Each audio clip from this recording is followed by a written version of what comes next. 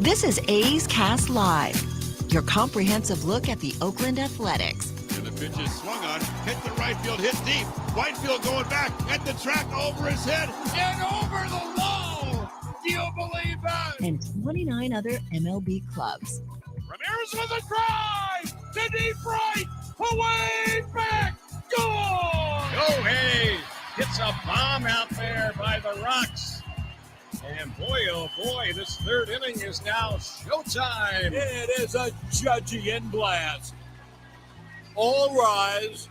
Here comes the judge. Join us as we take you inside the baseball universe, from humidors to spin rates to game-changing moments. We have you covered. Spend your afternoon with us next from the town, only on A's Cast Live. Here's Chris Townsend. Good afternoon, everybody, and welcome to A's Cast Live. We got 2 hours for you today, as we got a lot, and I mean a lot to get into.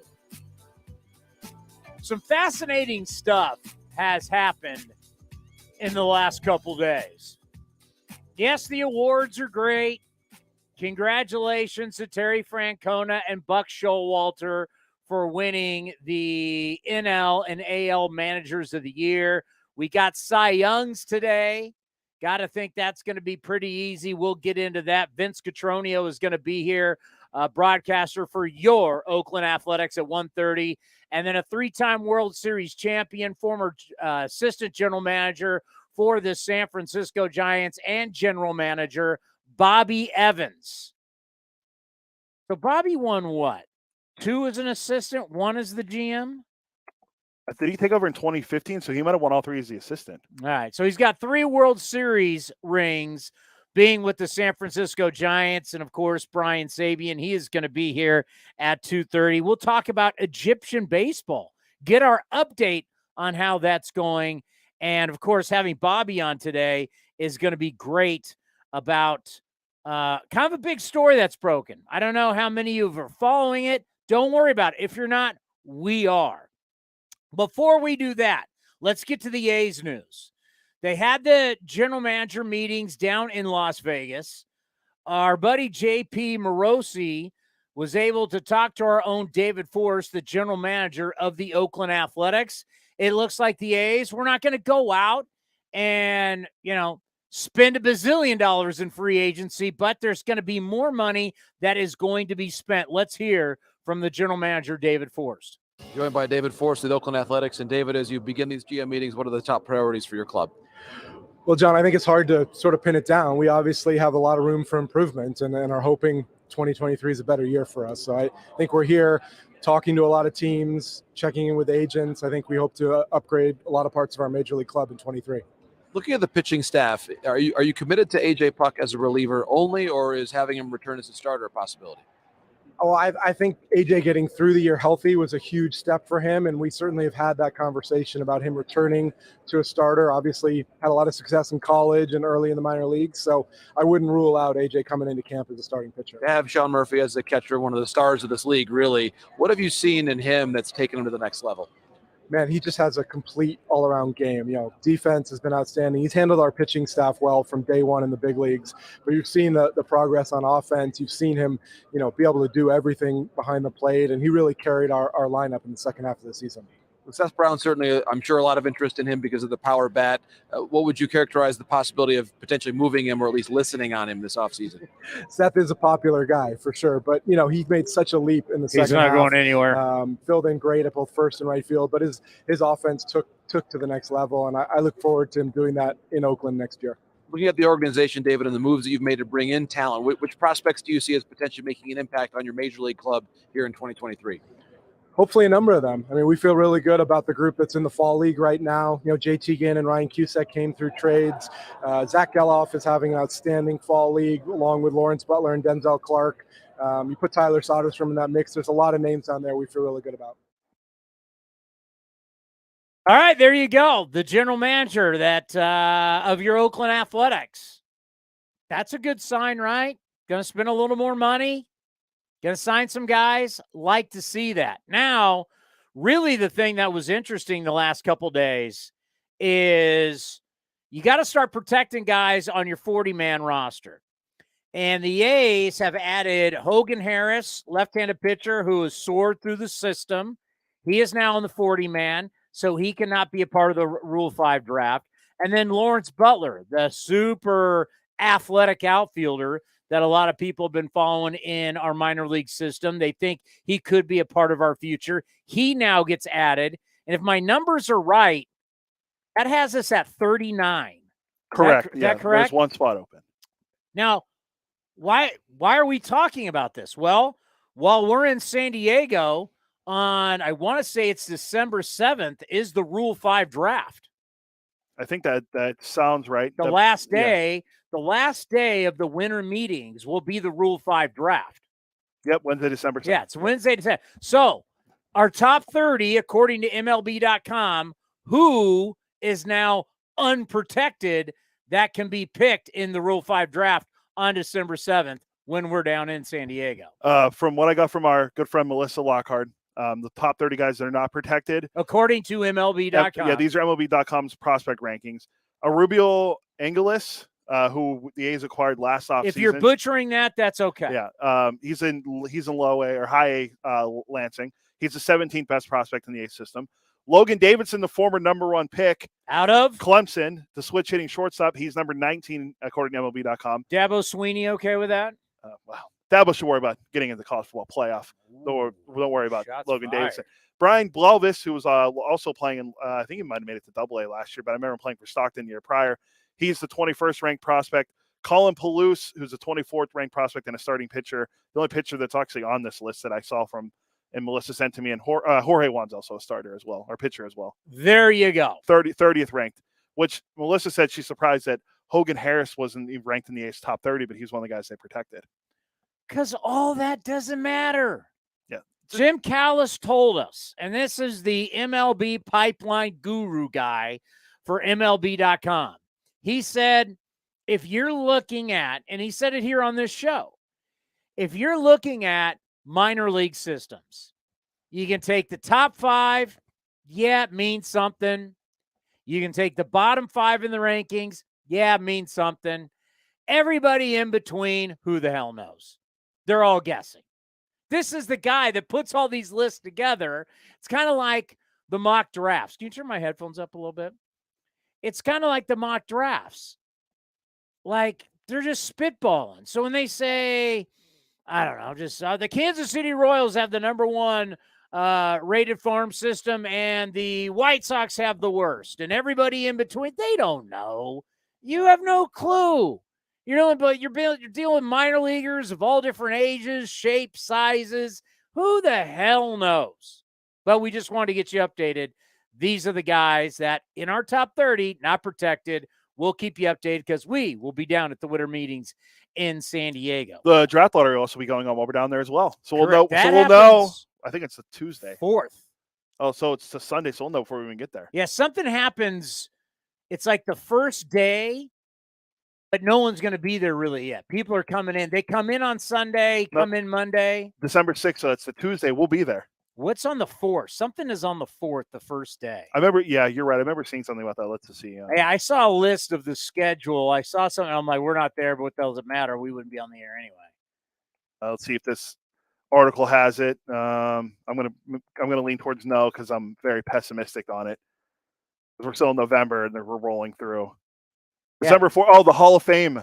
So we'll know Bonds and Clemens are getting in. That's even way more important. Can you imagine we're going to arrive? Because we get to San Diego in the morning, right? Yeah. Can you imagine we arrive at the baseball winter meetings at the Manchester Hyatt? It's beautiful, right on the water there. It's about, 4 blocks from Petco Park? Yeah. We arrive there and Bonds and Clemens are in the Hall of Fame.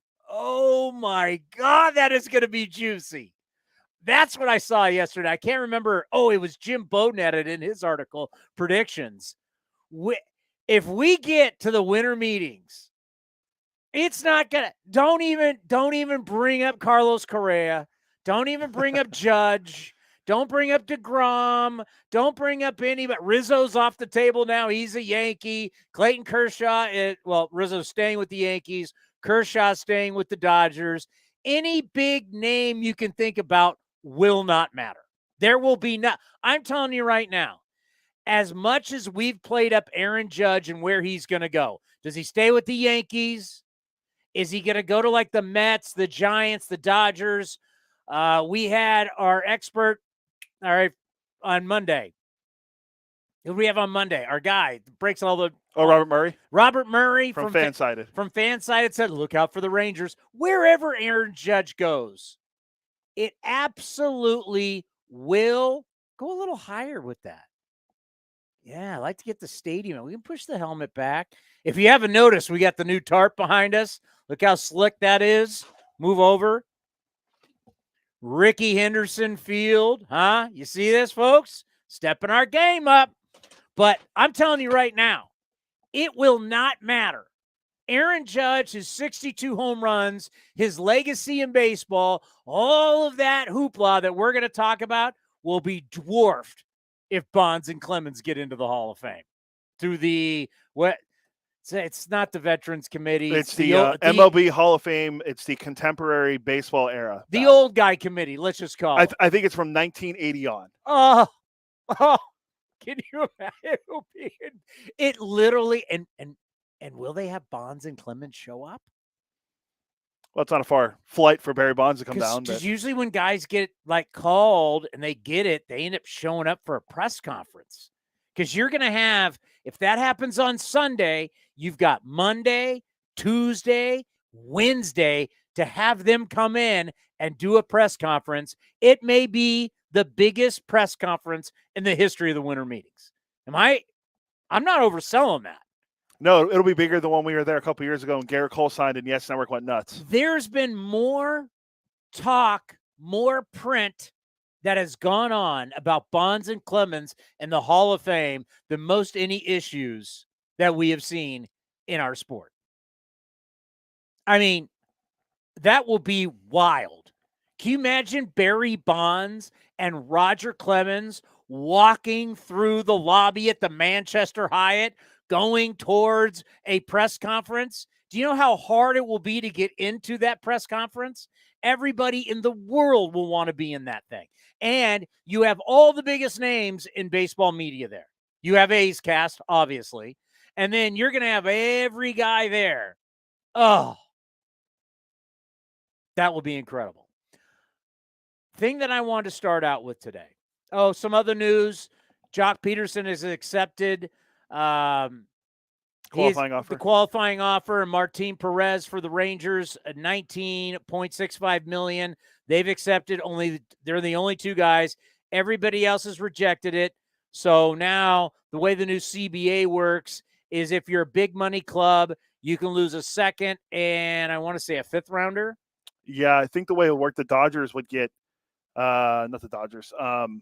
Someone would get it. Yeah, the Yankees. If Aaron Judge signs, yeah, it's you get a pick. I forget I saw something about the second, and the Dodgers would get a fourth. No, big market clubs only get like a third. Angels will lose their so the Angels yesterday signed Tyler Anderson 3 years, $39 million. Yeah, if you spend a lot of money, Angels will lose. On. Okay, if you're a big market club who spends a lot of money and you sign one of these guys, this is what you lose. Angels will lose their second round pick, while the Dodgers get a pick after the fourth round. No, Angels will lose a second, like a fifth round. Yeah, from what I got from Rosenthal or Joel Sherman, second round pick, and then the Dodgers get a pick after the fourth. And then if you're if you're the A's and you sign one of these guys, I think you only lose a third round pick. But whatever, Jock Peterson, Martin Perez, they accept the offer. All right. There was a trade today too. I don't know if you saw it. No.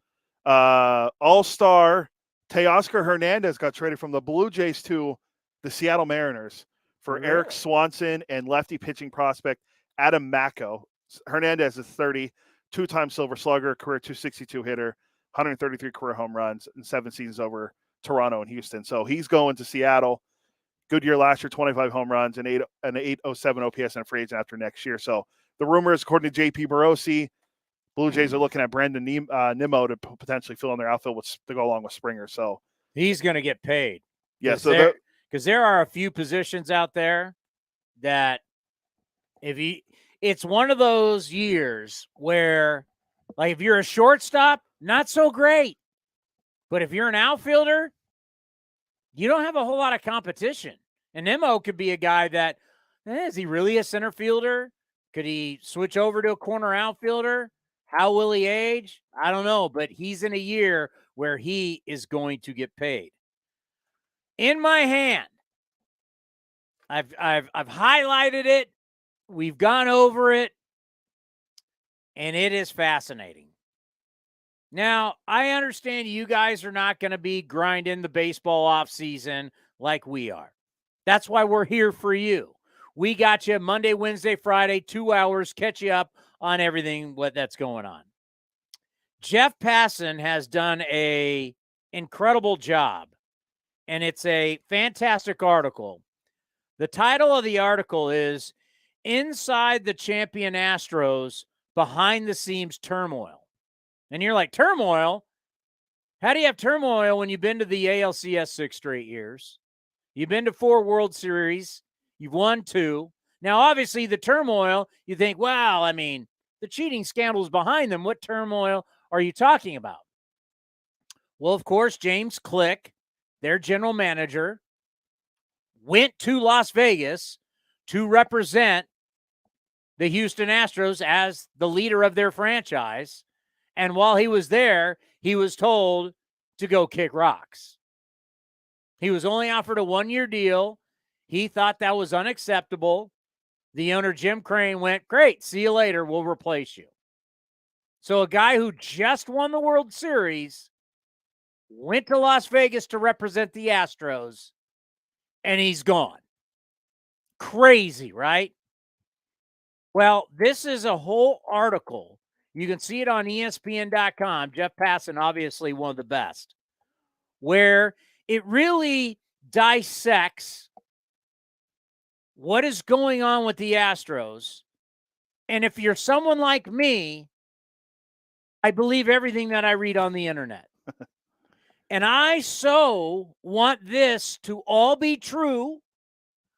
I so want all of this to derail the juggernaut that we know of right now as the Houston Astros.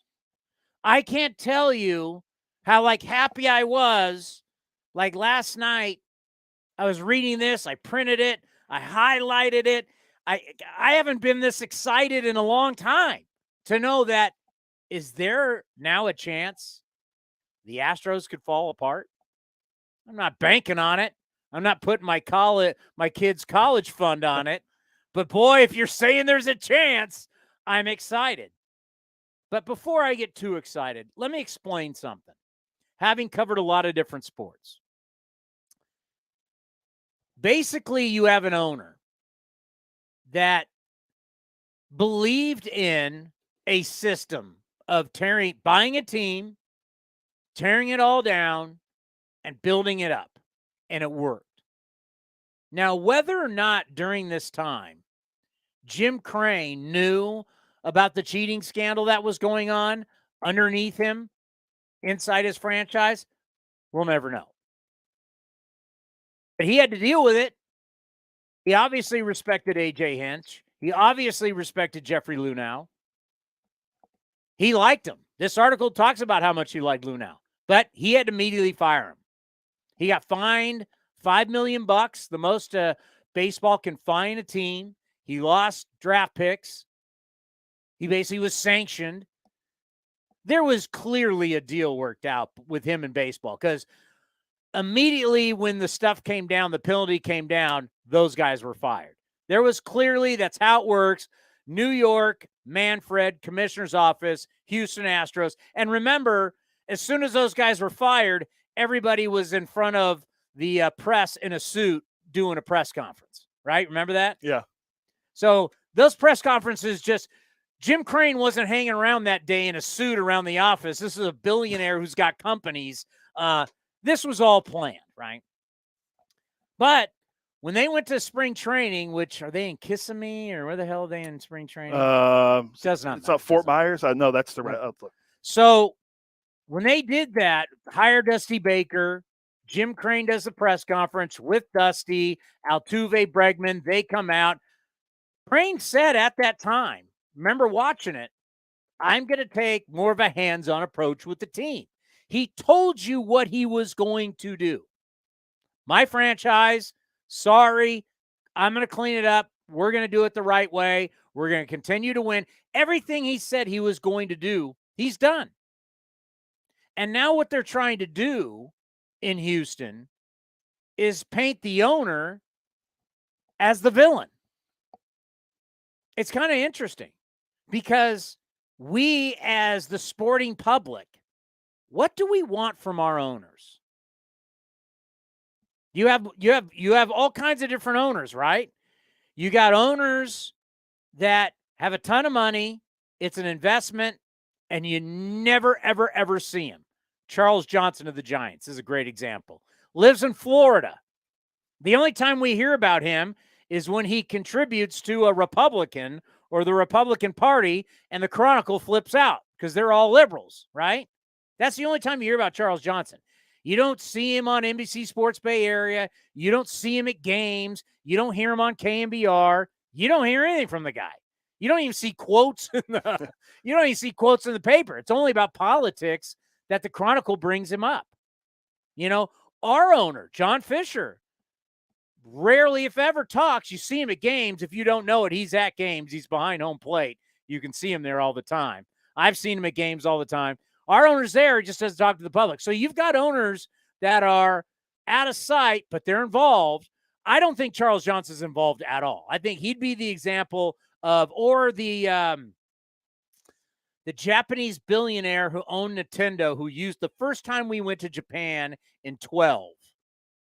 That guy still lived in Japan, owned the Mariners, could not care less about the Mariners at all.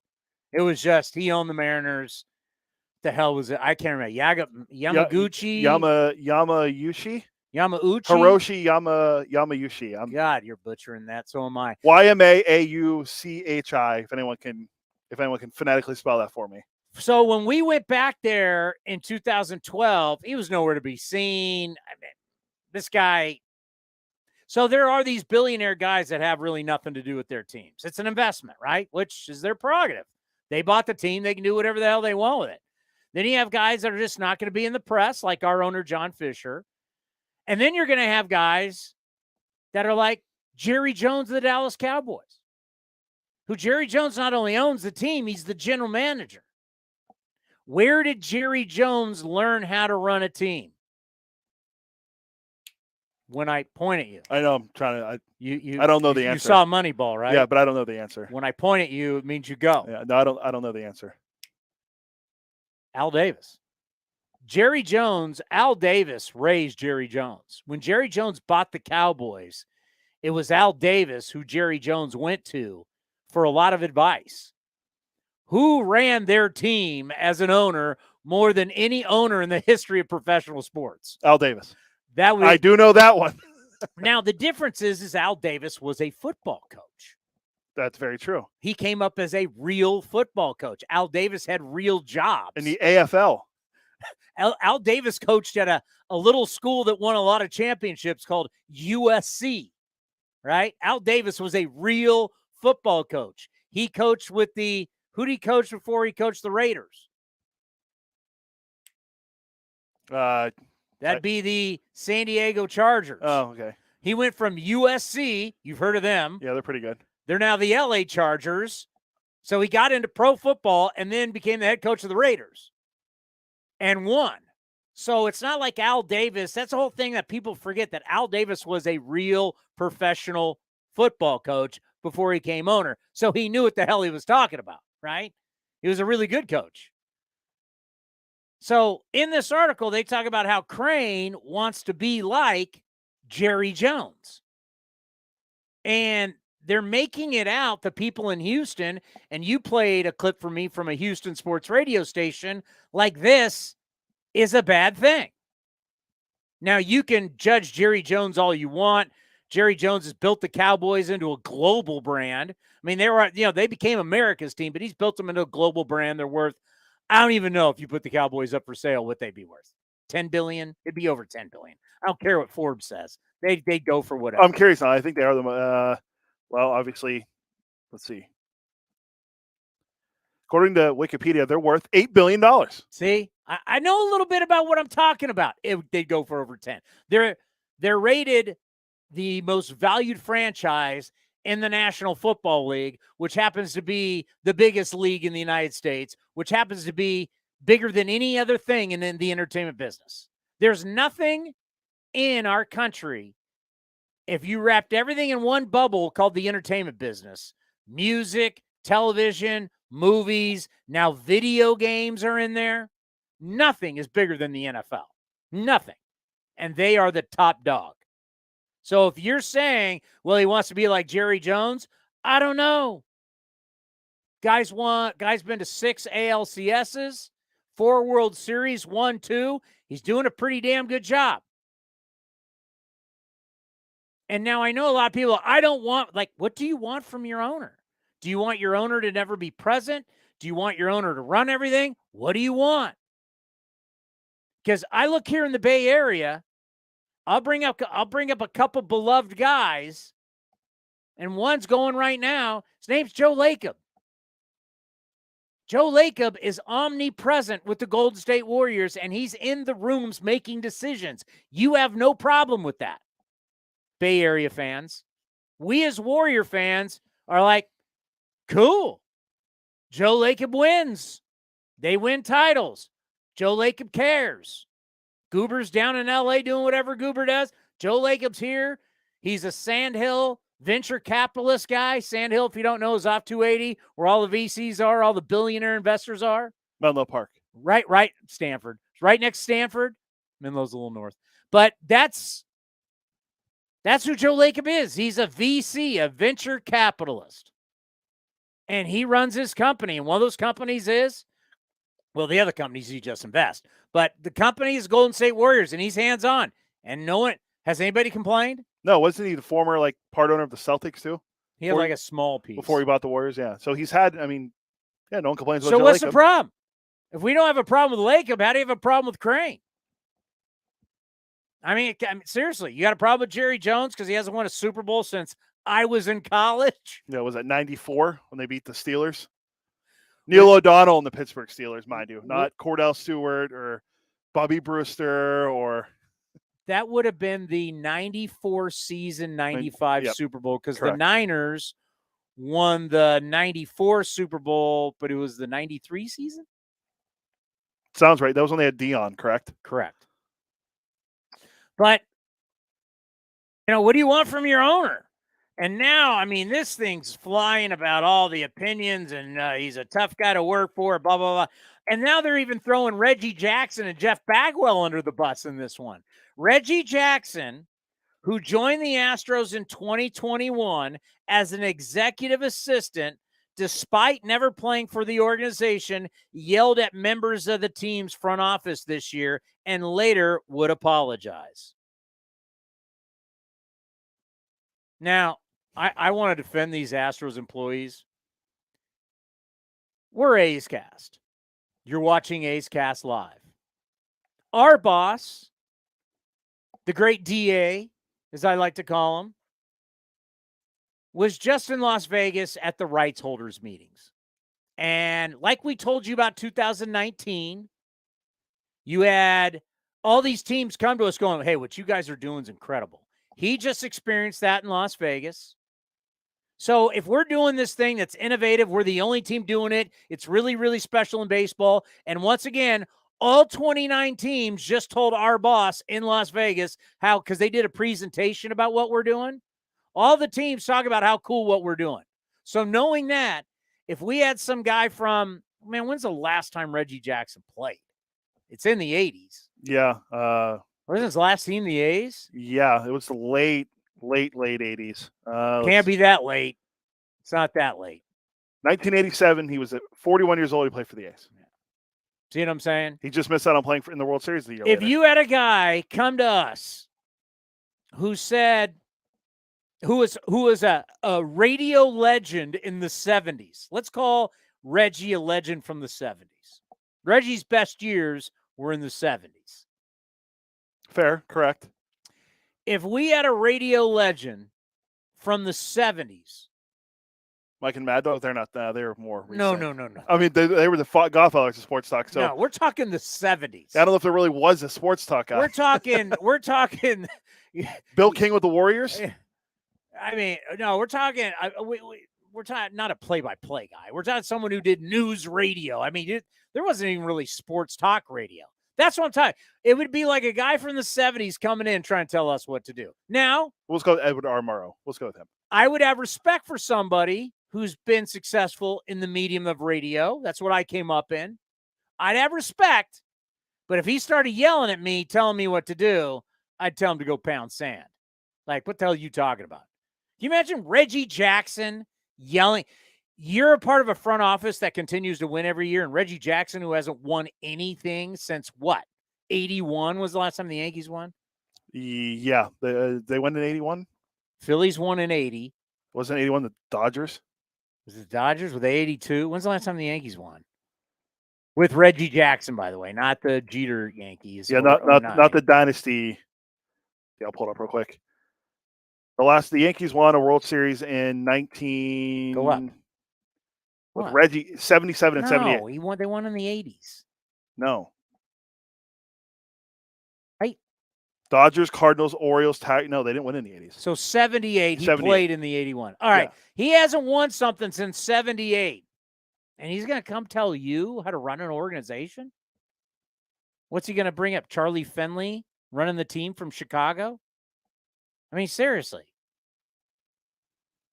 You got Jeff Bagwell, who's in the ear, another Hall of Famer, in Jim Crane's ear, supposedly talking about the player development system. Now, if there was one thing that you could criticize, are we having Vince on? Yeah, he says he's in the room, but he's not in the room. So if you're going to criticize the Houston Astros for anything, would it be their player development? No. I asked you the question. Do you know they got 13 outs from guys that were drafted? Do you know who that was during the World Series? They got 13 outs. They got 13 outs? They got 13 outs in the World Series from guys that were drafted. Do you know who that was? Well, I broke down all the outs they got from every guy, including international drafting or signings. I would go with Lance McCullers Jr. That's it. The rest of the guys were international. That's it. So you're going to criticize all these international signings? By the way, the ALCS and NLCS, the ALCS and the World Series MVP is Jeremy Pena? Jeff Bagwell's going to be criticizing their development? Yeah. That's insane. Yordan Alvarez, Tucker. Who are these?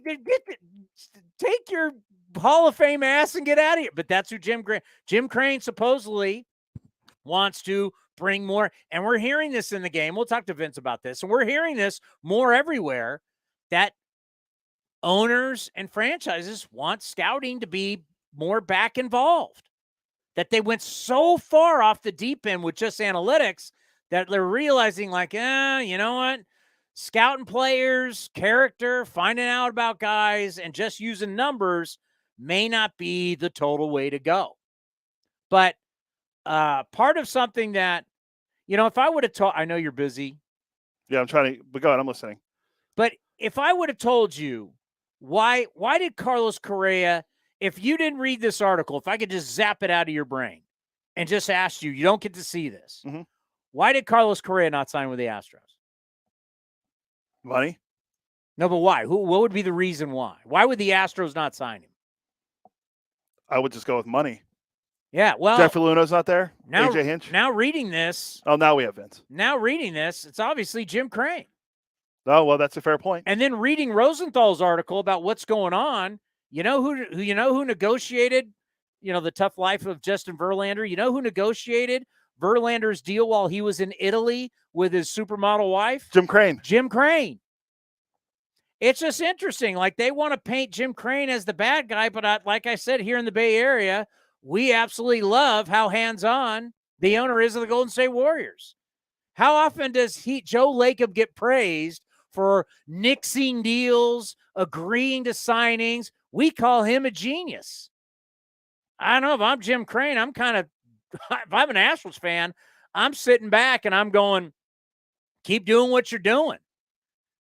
It's interesting to see when we like owners to be a part of it, when we don't. Sometimes we just want them to write checks and get out of the way. Technically, it is their franchises. The great Vince Cotroneo joins us here on A's Cast Live. Vinny, how are you? I'm good, Tony. Good to see you. Good to see you, Cody. About 4.5 hours north of Jim Crane, there's another owner that plays GM, not quite as successful in another sport, but it does seem like Jim Crane is, like you mentioned, very aggressive. And I mean, 6 years in the ALCS, 2 World Series seems to work out. I know Cowboy fans would be begging just to get to one Super Bowl for the first time in forever. Yeah, this article that was ESPN.com, and it's kind of like trying to paint Crane as this villain guy, but obviously after the scandal and just knowing, having worked for the Raiders, knowing how Al Davis ran things, but then on the flip side, and of course the Raiders had great success years ago, and then now you look how the Golden State Warriors are run. Joe Lacob is so hands-on. Then you got owners that are so hands-off. It's always interesting to see when fans and when media likes the owners super involved and when they want them to be just in the background. I think the important thing is if you're a fan, I don't care how the sausage is made, just win.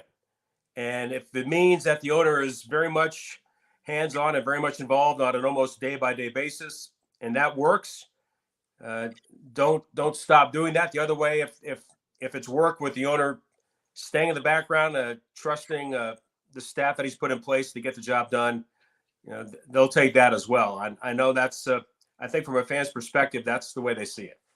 I don't want to blindside you on this. We started the show with it because we were just talking about when we're going to be down at the winter meetings and all the dates, because we were talking about the Rule 5 draft is going to happen. We just talked about the guys, Harris and Butler, who were protected and the guys who were not. We went through that.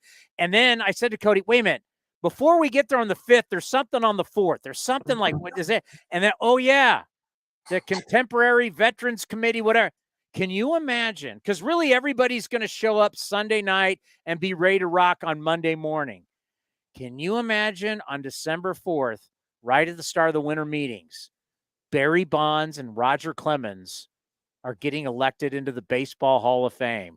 What that will be like, all these winter meetings. Do you think we've ever seen anything like that before for winter meetings? Well, given the way people have interpreted the way the game has been played for the last 2 decades, it will be something that there's going to be a lot of conversation about. A lot of conversation from the guys that are in the Hall of Fame, guys that go back, many, many years, stars of the 50s, 60s, 70s, 80s, and then guys that in the 90s and 2000s, and what the perception is of somebody like Barry or Roger. I haven't looked. I don't remember. I know they were close in terms of vote percentage the last time, and it seems like when you get to a certain threshold, somewhere in the 65% plus, you've got a pretty good chance to get to 75%. I think, to me, the response will be, what will I hear from, again, the old school guys that are all introduced on the dais when they have the introductions in July. I know if you watch the Willie Mays special on HBO this past couple of days, it was out there. Barry Bonds was heavily involved in that. Barry Bonds was very loquacious, smiling, willing to engage. Certainly the subject had a lot to do with it. He was as close to Willie as he was to his dad, maybe even closer in some respects. And he was open and he was willing to talk about those kinds of things. Is that version of Barry Bonds somebody that we're going to see down in San Diego? I just don't know. But I think it's interesting debate. It's interesting conversation. What they did on the field in a time where a lot of people were involved in a different style of let's say, preparing yourself to play the game and recovering after a game, and what they did for you during the game.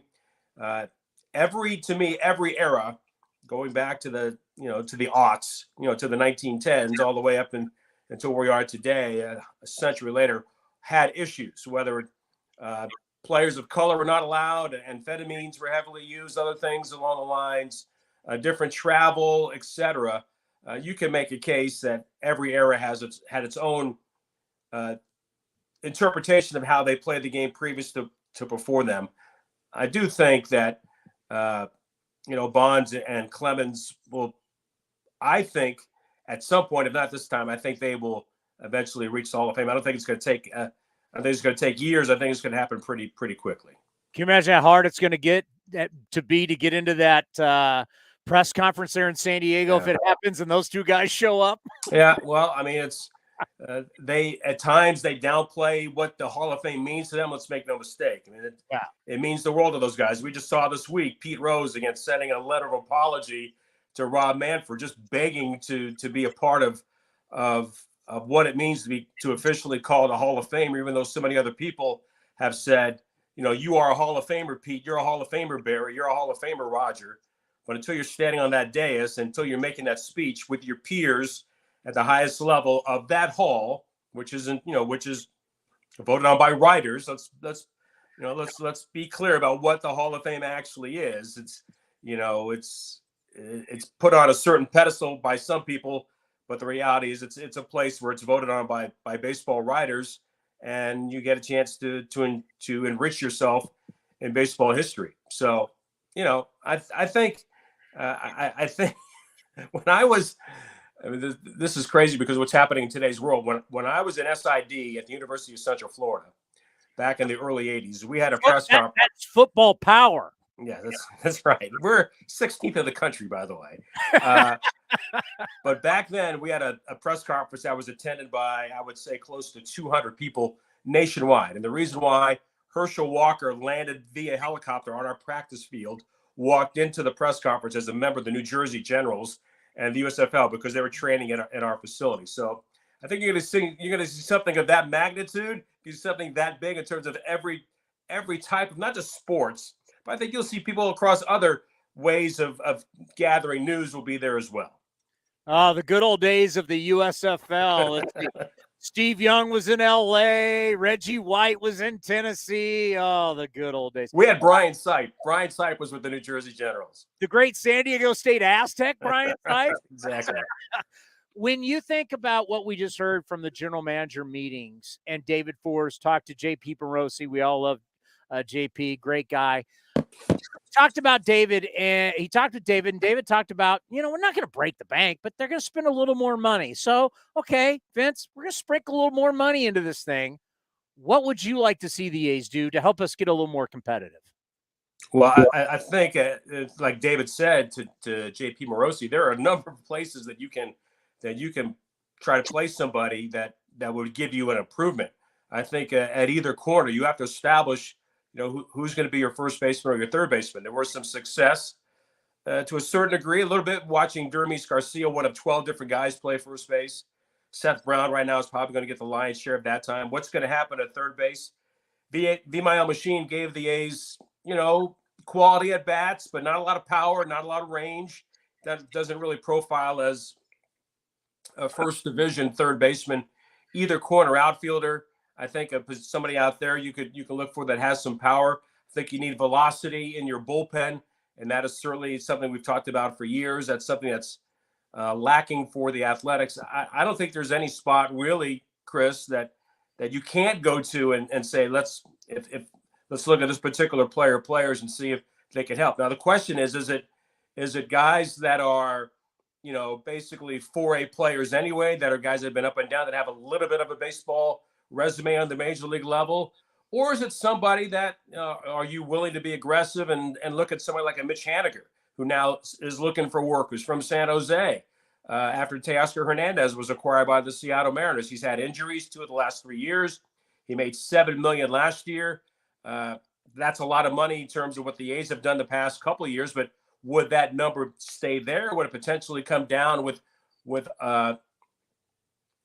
different types of incentives inside that contract? What about a guy like a Joey Gallo? Same thing. Hit 160 last year with the Yankees and the Dodgers. Did hit 19 home runs. The A's did love him.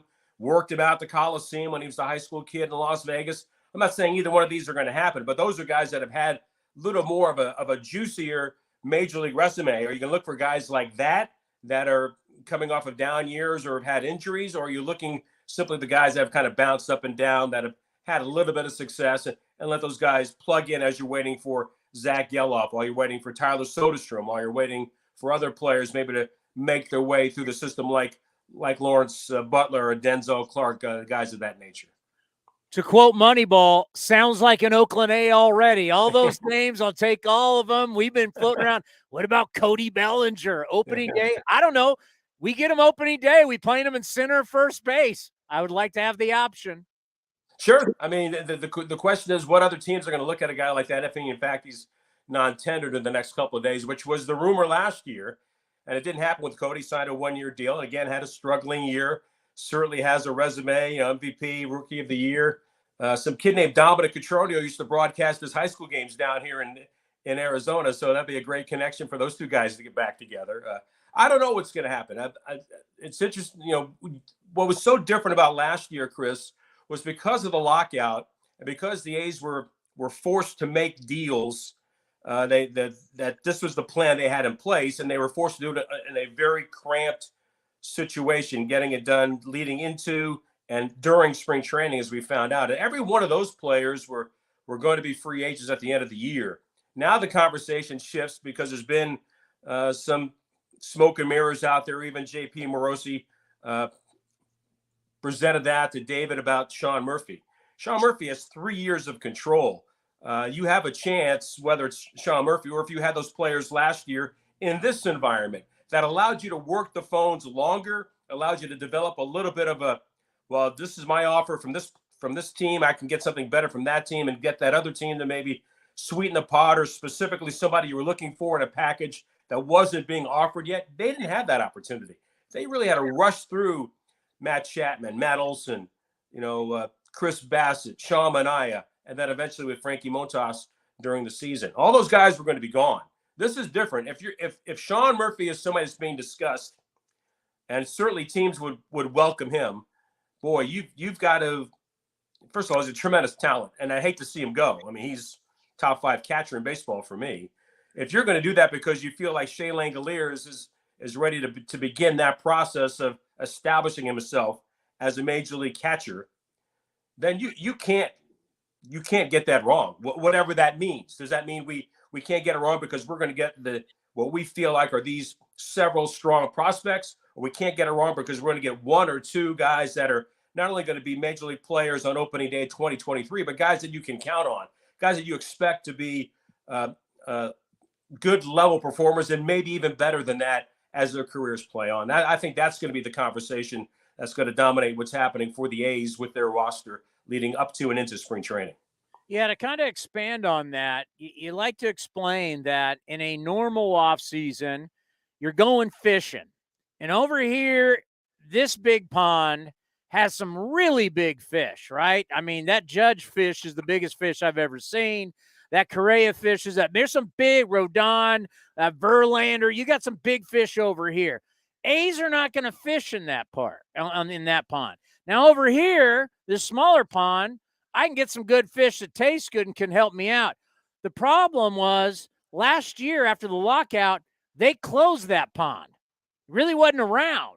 Right. So I look at this year being different to try and explain going, everybody's going to be back to just fishing on this big pond. And where we do our best work was kind of closed last year. Now it's back open for us. Right. And certainly the A's have been a team that have expertly handled that way of doing business and identifying players and pitchers that could step in and provide, some consistency to your ball club and eventually make you a winning and playoff team, which they did in, 18, 19, and 20. Now, where they are at this point and what they went through in 2022, losing 102 games and 64 players and over 30 rookies and 20 rookie pitchers, things of that nature, that lends to the idea that it's still going to take some time. So where are you in that process if you're the A's? Are you understanding that we're going to just kind of grind through another year? Because when the A's were struggling in 15, 16, 17, you knew that Chapman was coming.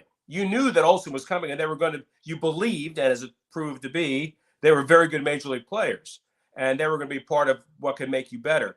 The A's have not identified that, at least not with who they had on the major league roster last year. They took a shot with Christian Pache, jury very much out on him coming over from Atlanta, Nick Allen has shown he can defend with just about anybody at shortstop. Will he be able to hit? Then aside from that, it was a bunch of players that were kind of pieced in there and see can they keep themselves above water. So now are you saying, boy, we hope to see Zach Geloff by July if he's healthy.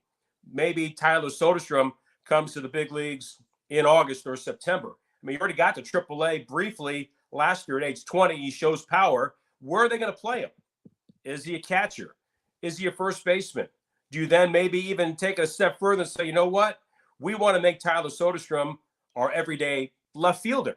And I'm just throwing this out there only because if you like the bat so much and you believe the bat can hold its own, you got to find that position for him that fits the A's at a place that he could stay at for years to come.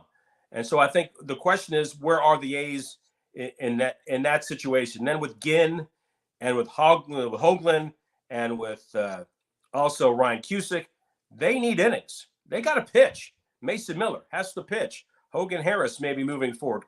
Colin Palouse may get some opportunities this year.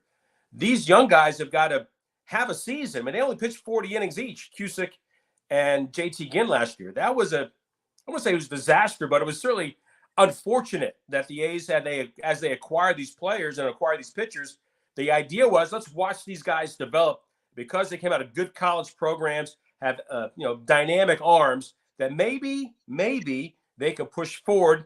And I know this is a reach, but maybe you see them becoming somebody like a Logan Gilbert or George Kirby from Seattle, guys that pitched successfully in college, got a lot of innings in college, and then were fast-tracked through the system, in part because of ability, and certainly a main part of it was health. And that's something that's kind of derailed some of those guys. But still, maybe 2023 is going to be that year where you see those guys excel, stay healthy, rock it through the system, and be poised to be a part of what would be good things to come in 24 and beyond. All right, look into your crystal ball.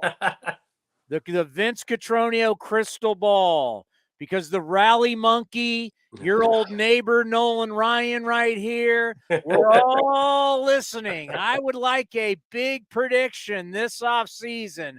What could be happening? What do you see? Give me one big, bold prediction that could happen maybe down in San Diego at the winter meetings. Wow. I mean, that's a very loaded question. To me, I don't think Aaron Judge is going anywhere. I think he's going to be with the Yankees. I just see that's going to be put together. You mentioned a lot of free agents before. One name you didn't mention was Trey Turner. And I think Trey Turner is a guy that's going to be interesting. Does he go east? Does he become a Cardinal? Does he become a Philadelphia Philly? Is that because he wants to move back toward the East Coast? Or this is a big ask, because the Angels, as we saw yesterday with Tyler Anderson, they've got Rendon now supposedly healthy at second base. Do they go aggressive and go after Trey Turner to be their shortstop? They've got a hole there certainly to put Fletcher at second base. So we'll see, how aggressive a team that's for sale with a manager that was an interim manager last year that was basically given the job this year, in part because the team's in, kind of in a waiting period of who's going to own the team moving forward. Trey Turner to me is going to be I think as interesting a guy as anybody for the winter meetings. The Rally Monkey has a question. He asked, can Trey Turner pitch too? Yeah. All right, let's end on this. Did you see MLB Now today? I did not. I'm not a big MLB Now fan. Okay, there's a trivia question.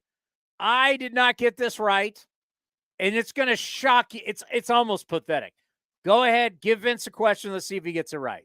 Vince, which team had the fewest amount of games where a pitcher won 100 pitches? It's sad, Vince. It really is. It's like, I can't even believe we're asking this question. Team with the fewest number of starts were less than 100 pitches? Yeah, team with the fewest starts of at least 100 pitches in 2022. I'm guessing it's the green and gold. That is close. Not. I guess that too. Yeah, because we watch it and he's only at 69 pitches. I was with you. The A's actually had, when we pulled up real quick, the A's had 16 different times where a guy won at least 100 pitches. 16. We only had 16. The team that had 3 is a team that models themselves like us. That'd be the Tampa Bay Rays. Can Tampa you Bay name? Rays? Can you name the two guys that have done it? One guy did it twice, and there's one other guy. For the Rays, 100 pitches. Let's see. Did McClanahan do it? He did it twice, so you got to get the other guy. And well, Tony didn't get it. I would have never guessed this guy either. Ryan Yarbrough, just by mistake. Not the guy that was just recently DFA'd. No, the answer is Jeffrey Springs is the other guy. Oh, okay. Yarbrough almost threw the perfect game. He didn't have 100 pitches in that game. No, it was just three guys. The Dodgers were second with 6. The Pirates were third with 9. Well, Tony, let me ask you this, because I know you've harped on this for a while, and we are where we are in terms of how the game is played and how the game is managed, or how they look at before the first pitch is thrown, how they want to see that game move forward. How did you look at the postseason this year from that perspective? I went back and looked at the postseason starts, and I was surprised to see, especially early with the wild card rounds, that there were more 6-inning starts than I had thought there were going to be. 6 and 7. Luis Castillo, Joe Musgrove, even Zach Wheeler did it 3 times. I was surprised because of all this noise about guys are going 2 or 3 innings. I know Syndergaard, he struggled, and Ranger Suarez and things of that nature. And, Verlander had a bad start in the first round of their playoffs. But what did you see? Did it give you any hope that a good pitching staff like we saw that got as far as they did actually stayed with their starters? You Darvish did it a couple of times for the Padres as well. Yeah. You know what I was thinking about that, Vince? And the answer for me is, look who's running their franchises. As Bob Melvin has told me, A.J. Preller, a former scout, they blend analytics with a whole lot of scouting. If you look at the certain teams, look at Philadelphia, Dave Dombrowski. You start looking at the teams, you start going, it's what this article is about the Astros. Jim Crane, your old buddy Jeff Bagwell, he wants to start mixing more scouting in with the analytics. So I'm not surprised you don't see the Dodgers do that at all. And when the Dodgers are in their last game and they're getting thrown out of the playoffs, they got a bunch of guys coming out of the bullpen making $720,000 or $750,000, but yet the teams that have more scouting involved, their pitchers went longer in the postseason. So it doesn't shock me, and maybe, just maybe, I don't know, we'll have to wait. Now that there's a lot of different people talking about, we got to get more of a balance than just all analytics, all scripted. Maybe we'll see a little more of it. Maybe. Well, it's a copycat league, right? We'll see if that's a path that would have a little more reach than what we've seen the past couple of years. I don't think it's going to go back to the 70s and 80s, but I think it has a chance to have a little more of teams that have good starters that they're willing to let them go, through 6 innings. By the way, a little love to the folks at Last Dive Bar today. It's a little chilly here in Phoenix. It's about 67 degrees. I had to wear a hoodie today. Oh my God! You guys hunkered in at 67. We did. You guys are your animals able to go out and go to the bathroom? I had to put blankets over all the plants outside to make sure they didn't freeze, the whole 9 yards. How's that power draw coming? I've played 1 round of golf since I've been home. What? 1 round. Hit balls a few times. Shot 81, which was good on the home course. So we'll see. I'll play a little bit. I reached out to Mike Gallego. We're going to try to play golf sometime soon. Reached out to Joe Madden. We're going to play golf at some point in early December. Heading to Italy next week with my wife for 2 weeks. So 30 years of the making honeymoon for us. So we're looking forward to that. By the way, be very afraid of gags. Remember, we have learned that he bought a new place and it has a golf simulator in it. I know. He's down the street from me. I would be if he says, "Hey, you want to play for anything?" Say no. Well, Mike Trout, a couple of years ago, Trout got all the coaches fitted for PXG and bought them PXG clubs down here in Phoenix. So, yeah, he's locked and loaded. I know what I'm dealing with when I see gags. He'll be smiling all the way to try to get into my wallet. Well, we'll be there for fantasy camp. We expect to see you and play with you. I'll be out there for sure. We'll have some fun. Italy for how many days are you going? 2 weeks. Oh, that's nice. Not quite, becoming the mayor of Iceland like Cody did on his honeymoon. But Cody taking a month off during the season? Good to be Cody. Yeah, well, the team was not performing well, so it was a good time to go. Well, enjoy the honeymoon. Tell Thank your wife you. I said hello, and we'll see you in January. Well, sounds great. Good talking to you guys. We'll probably call you during the winter meeting. So I'll be around. All right, buddy. Be well. The great Vince Cotroneo. He's only played golf once. Yeah, I'm a little surprised. No, if you ask Korak that, I played golf once today already. Yeah, Vince, I'm out. I'm averaging a lot of rounds. Vince brought up. He mentioned. You know what? I deserve it, by the way. I deserve it because I was thinking about that. These guys, play-by-play guys, talking about they do 3. How long is a game? The average game was like 3 hours and 4 minutes or something. How long is A's Cast live? During the season, an hour and a half. That's it? Well, when we're on the field, we go from 4 to 5:30. Okay. How long is pregame? An hour. How long is postgame? Usually an hour. So you're looking at. It's usually well over an hour. So you're looking at 3.5 to 4 hours. Yeah, I'm doing more than they are every day. So if they get to, and they don't do anything in the offseason. So do I deserve to play a little golf? Yeah. Little R&R? I don't get to go to Iceland for a month. In Munich or wherever the hell you went. You go to Germany? That would be the great country of Ireland. Okay, you went to Ireland. I don't get a chance to go all over Europe. I get the all-star break. Thanks. My wife the other day asked me, she goes, "Oh, by the way, I'm booking a cruise in February. I'm going to spring training. Sorry, I can't go." And then there was another one that's coming up. You're going in February?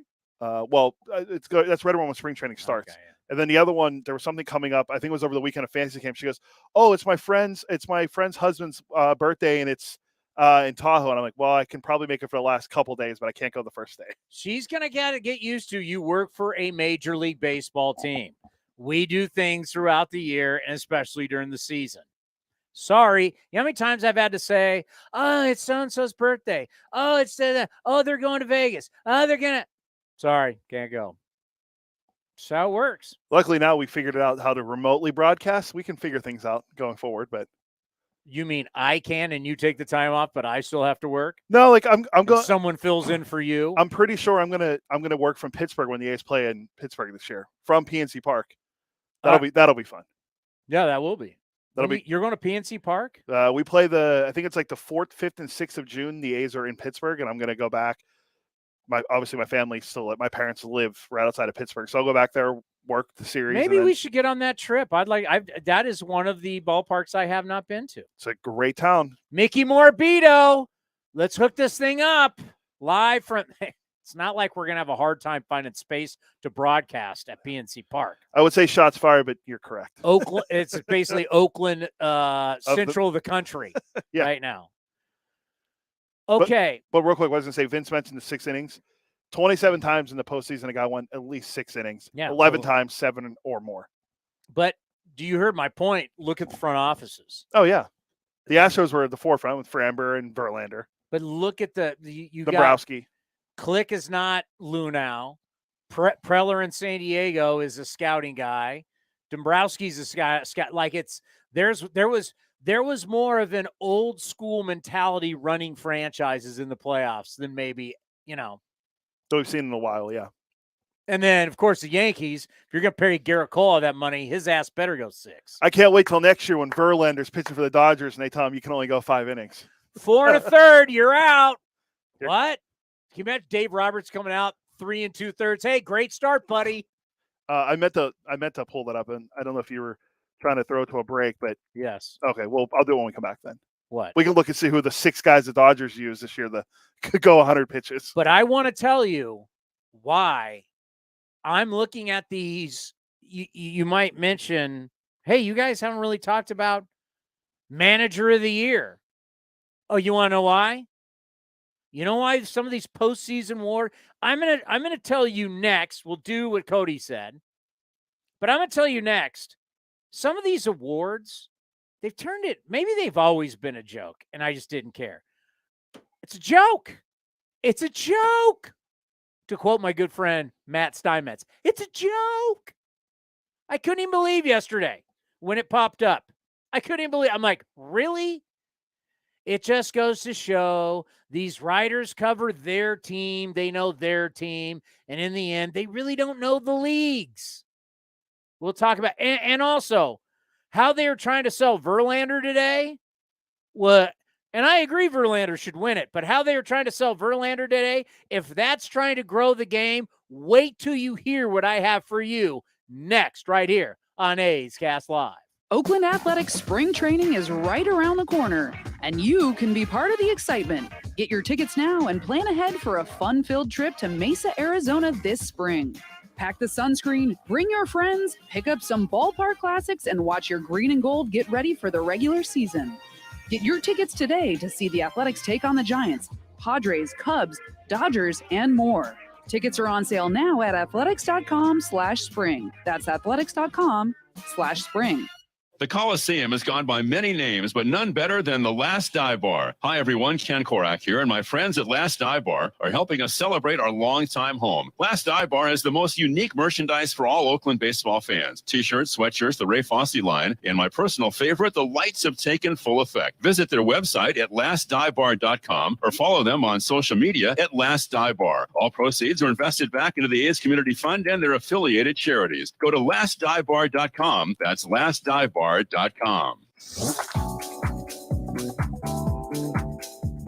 Senior writer for MLB Pipeline Jim Callis was on A's Cast Live and discussed which A's prospect impressed him at the Arizona Fall League. Zach Geloff kind of stood out to me the most. I'll tell you what surprised me the most about him. He looked pretty good at second base. I think of him as more of a third baseman. I know they play him a lot at second. He looked pretty good at second base when I saw him. I was there for a week. I'll go back to the final week too. But he was pretty impressive. I mean, I know he can hit. He's moved real quick in the minors. I remember I actually saw him for the first time in Arizona. We broadcast the MLB4 tournament. This would have been 2019. It was his first game he played in college. I remember watching him in BP thinking, I'd never heard of him. The way we split the draft in MLB, I have half the country, but I didn't have Zach Geloff, who's from New Jersey. So I didn't really know much about him. I'm like, man, this guy looks really good in BP. And then he hit 3 doubles in the game. But no, I think Zach Geloff, I think the question is he a guy who's a solid player versus a guy who's like a cornerstone you build a team around? He might be more of that solid regular than a, true star you build around. But he looked really good in Arizona. To listen to the full interview and much more, go to athletics.com/A'sCast.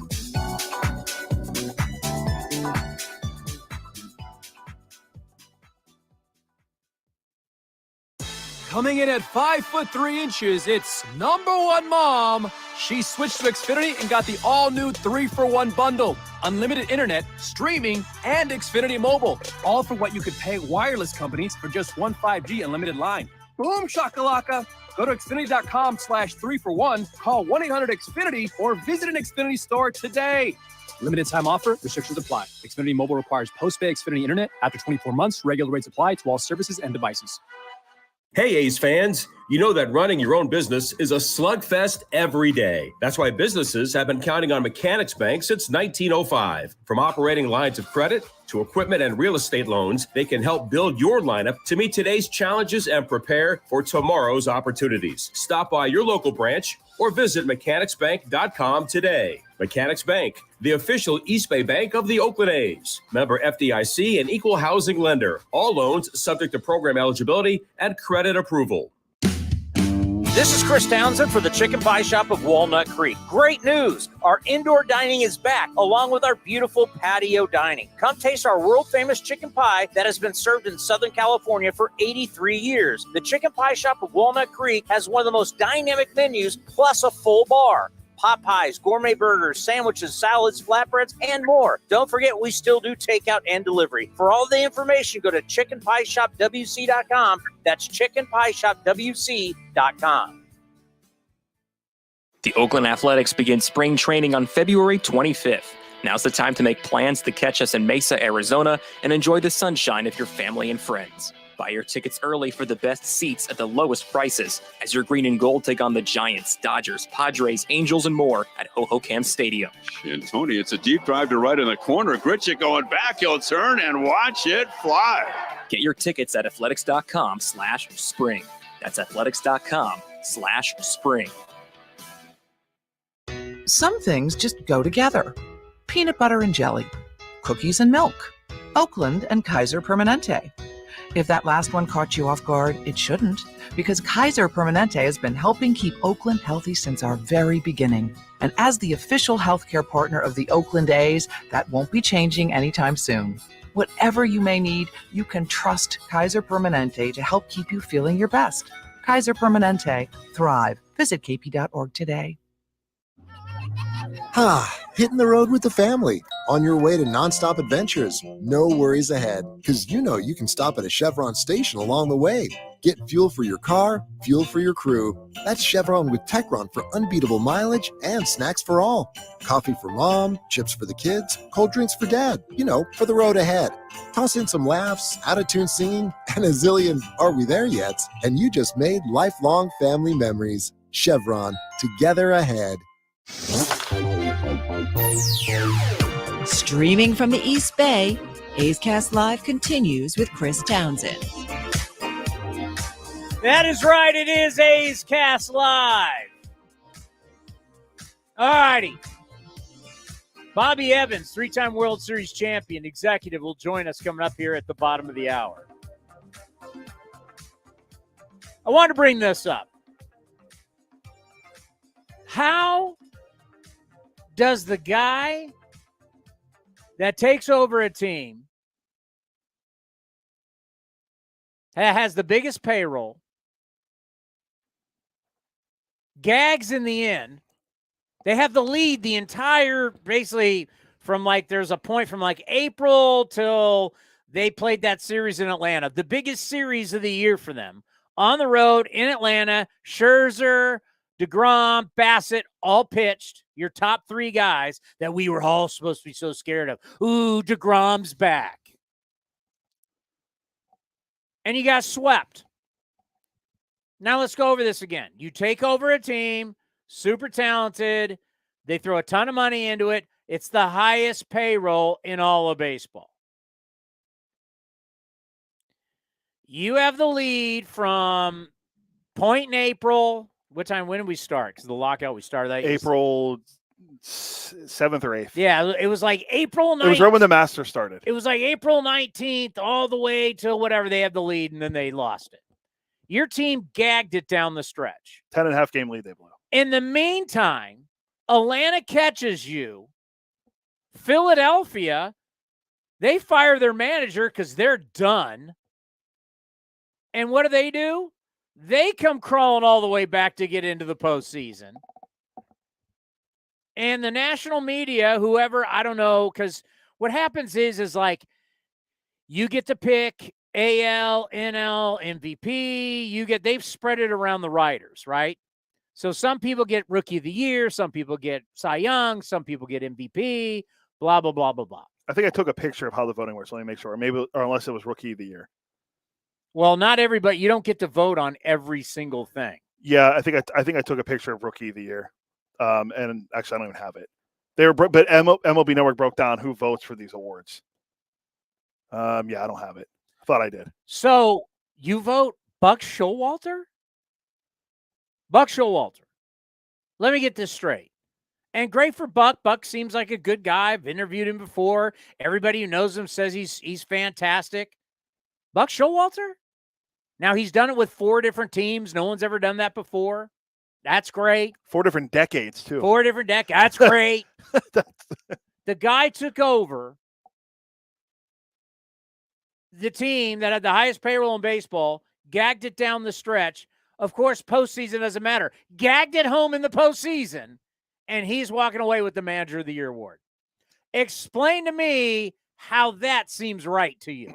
It doesn't, because we talked about it. Rob Thompson should have been in. He should have been there. He should have won it. Should have won it. The Phillies were 22-29 when he took over as the interim manager, and they went 65-46 down the stretch and completely flipped around their run differential. This is a team that barely had anyone starting behind them, behind Wheeler and Nola, a bullpen that struggled. Bryce Harper, who's having UCL surgery. We don't know when he'll be back in 2023. It'll probably be early, but he's having that surgery done to fix his elbow.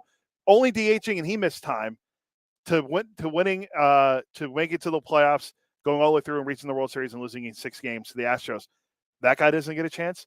Bob Melvin doesn't get a chance to take the Padres. Bob could have won it again. I mean, he can win it every year, but what he did in San Diego. I mean, but because they've been doing that all the time in San Diego before Bob got there. Yeah, they've been a playoff team. How many years before Bob got there? If we don't count the 2020 season, where 2006 that was the last time they got in. So there's a lot of even your guy Ollie Marmol. I mean, rookie manager won the division, took him to the playoffs. Garbage. I mean, if Dave Roberts finished second, that guy's a puppet. Might as well give it to Andrew Friedman. You texted me that yesterday. It was pretty funny. Did you like that? Yeah, that was good. That's my idea for manager of the year. So instead of these managers who have no decision-making skills whatsoever, I don't know. To be honest with you, it is really fair. I have no idea if Dave Roberts is a good manager or not. I have no idea. Like, we literally, I seem to like him. I mean, that's a big part of the job, right? The continuity in the clubhouse, and you got to control the human beings, as I like to say, and someone's got to be the mature adult at the front of the plane, the bus, the hotel. Someone's got to lead the charge. But do I honestly know, from a standpoint of feel of the game, knowing the game, how to use the right guys, how to get what's best out of it, all of that?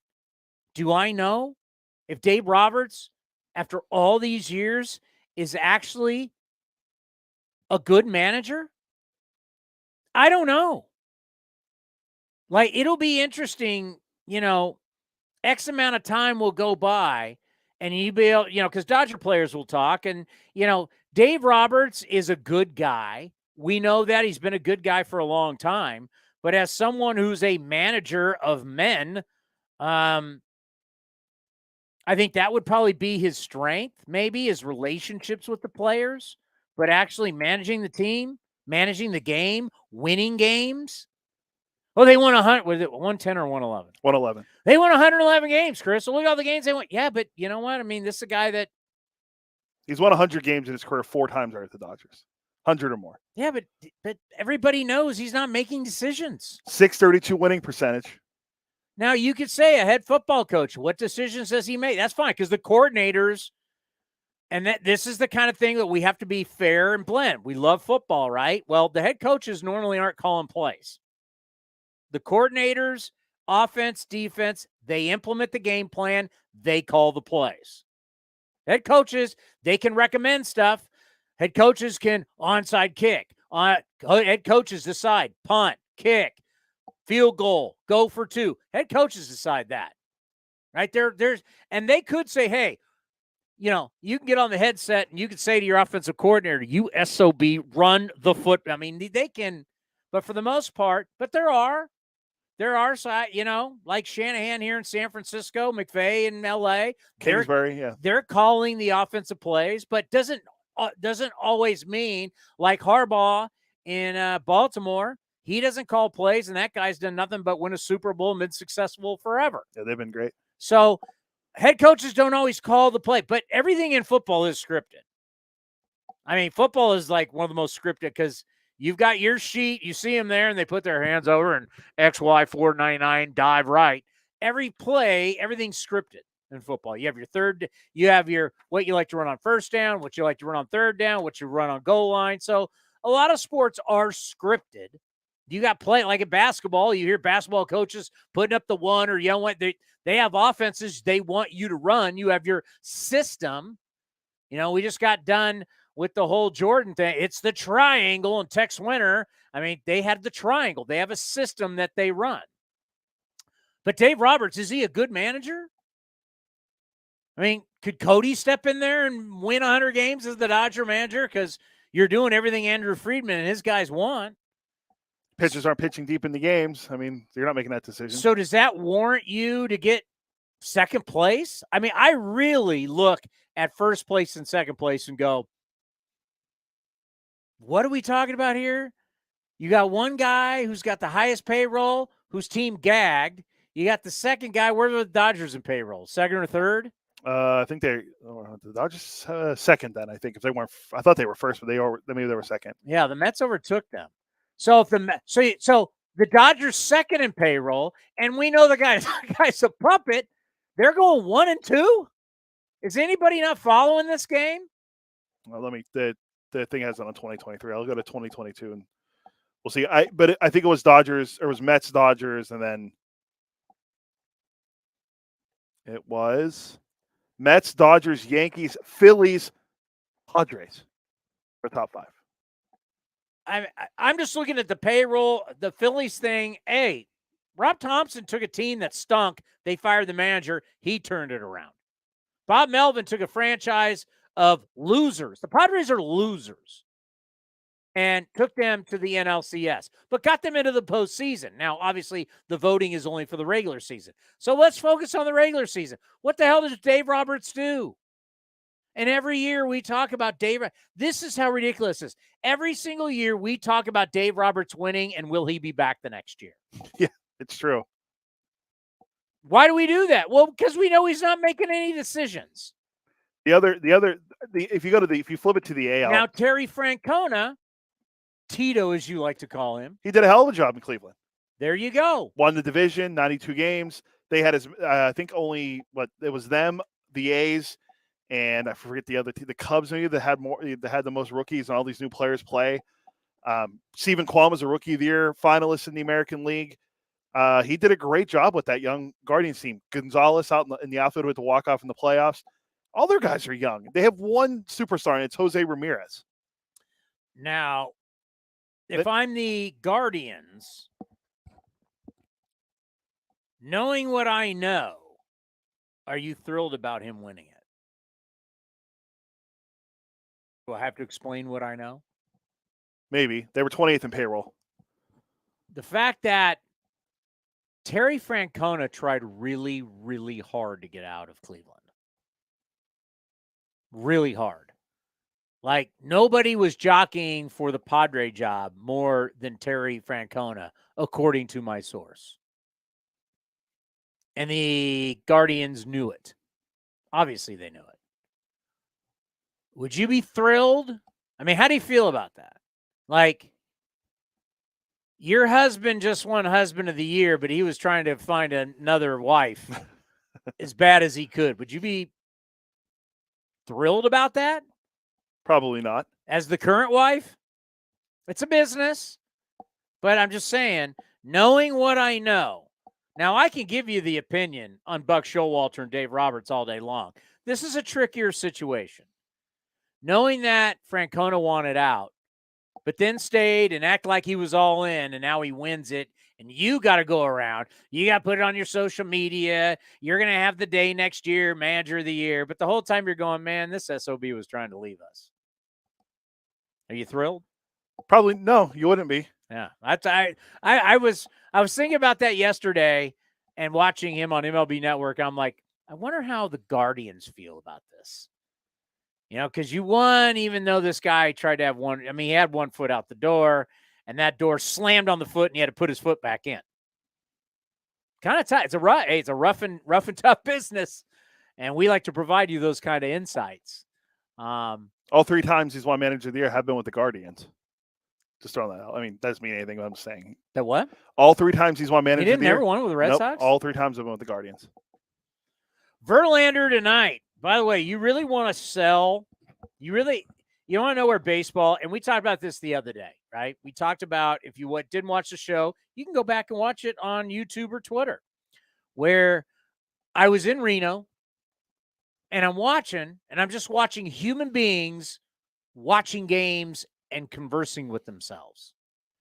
And everybody is so intrigued by football, not by the outcome, not by the plays. No one's sitting there going, God, that offensive coordinator, he's a genius. Everybody's watching based on some form of gambling. Whether you have money on the game, you have a fantasy team, you're in an office pool, the outcome of the game is affecting you personally. That's where football has hooked our country. Can you see the hook? Mm-hmm. I see, yeah. They've hooked our country that these games mean something to us personally, not as fans. Like, you're watching a game this weekend. What was a great game? Buffalo, Vikings, Bills. Yeah, great.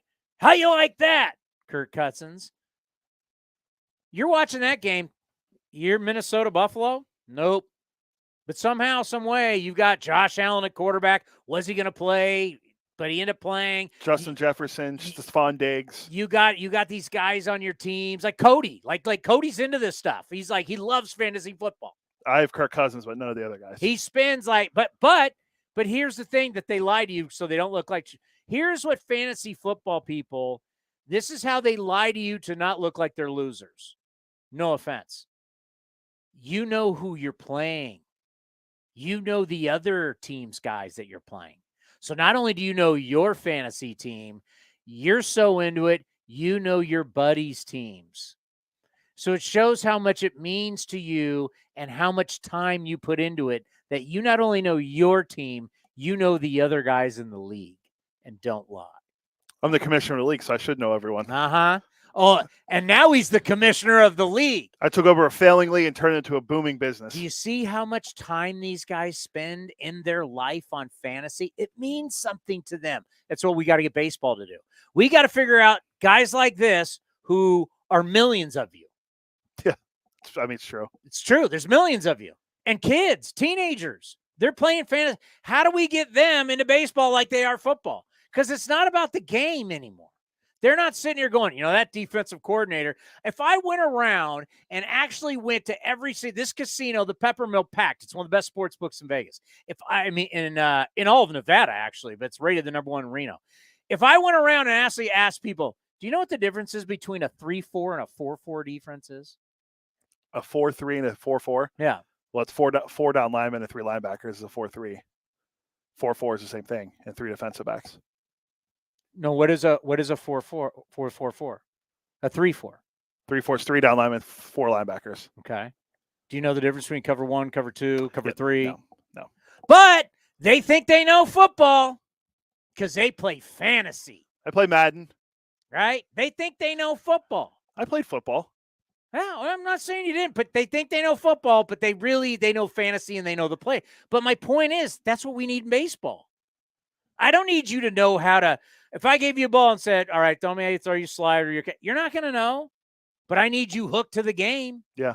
How do I hook you to baseball the way football hooks you? That's what we need. And let me tell you something. This is not going to do it. MLB Now today. You know how much I love me some Brian Kinney.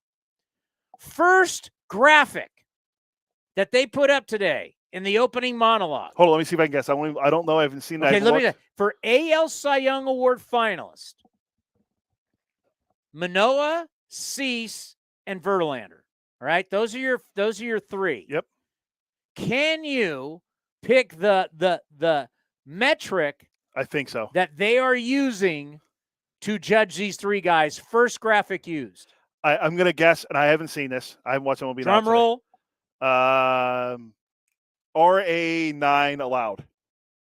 Close. Your verbiage is wrong. It's RA9 though, right? Runs allowed per 9 innings. There's multiple ones because there's RA9 wins. Oh, which one did they use? I knew it was gonna RA9 WAR. Oh, that's right. Okay. Runs allowed per 9 WAR. Brian Kenny loves that stat.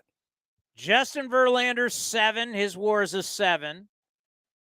Manoah's 6.7. Cease, it just shows you how these people who are living on Cease were like, the guy doesn't throw innings. He's only a 5.9. He led the league in strikeouts, but he also led the league in walks. But he doesn't go very long. That's what I mean, because he leads the league in strikeouts and walks. He can't pitch deep in the games. So, and the only reason why Verlander only had 175 innings because he took that, what was it, a growing or a calf? He's an old man. He had a hurt calf at the end of the year, right? It was calf? Yeah, I'm gonna look up and see how many times Cease threw 100 pitches. Oh, don't even bother. Well, the White Sox as a staff did it 38 times. Let's see how many times Cease did it. So how am I supposed to sell people, the average person out there, on RA9 WAR? How am I supposed to go up against the NFL? How am I supposed to go? Steph Curry. What does Steph Curry do? 15 times. I counted for Cease 100 pitches. What's Steph Curry? Shoot a lot of 3-pointers. What is a 3-pointer? A shot behind the 3-point line that gives you 3 points on the scoreboard. All right. Pretty self-explanatory. Pretty exciting. Right? Yes. What's an assist? When you pass the ball and your team scores a bucket or a goal in hockey and basketball or hockey and soccer. What's a rebound? When you grab the ball that missed on a missed shot. What's RA9 WAR and how do you compute it? Couldn't Runs allowed per 9. Yeah. Couldn't tell you the calculation. If you went around to the average person, what's RA9 WAR? I know what a 3-pointer is. Hey, Aaron Rodgers, he won back-to-back MVPs. I understand what touchdowns are and what interceptions are. Pretty simple. So NFL Network can be like, hey, here's your MVP. This is what he did. What do we do? RA9 WAR. How does RA9 WAR excite anybody? Like basketball, Nikola Jokic has won back-to-back MVPs as a center. What's he do? He scores, leads his team in rebounds, and assists. A center, a 7-footer. Great story. We're talking about RA9 WAR and all these other arbitrary stats that people, nerds unlike us, don't understand. 2022 season comparison. The next graphic. Are you ready for the next graphic? Put on our beloved MLB Network, which is supposed to do what? What is MLB Network's purpose? To provide entertainment to the fans. Grow the game. It's 365, 24/7, supposed to grow baseball. That's why baseball has invested in MLB Network. It's to grow the game. So we go from RA9 WAR to what do you think the next stat they put up on MLB Network to talk about Verlander versus Manoah? I couldn't tell you. Opposition X WOBA. Oh, God.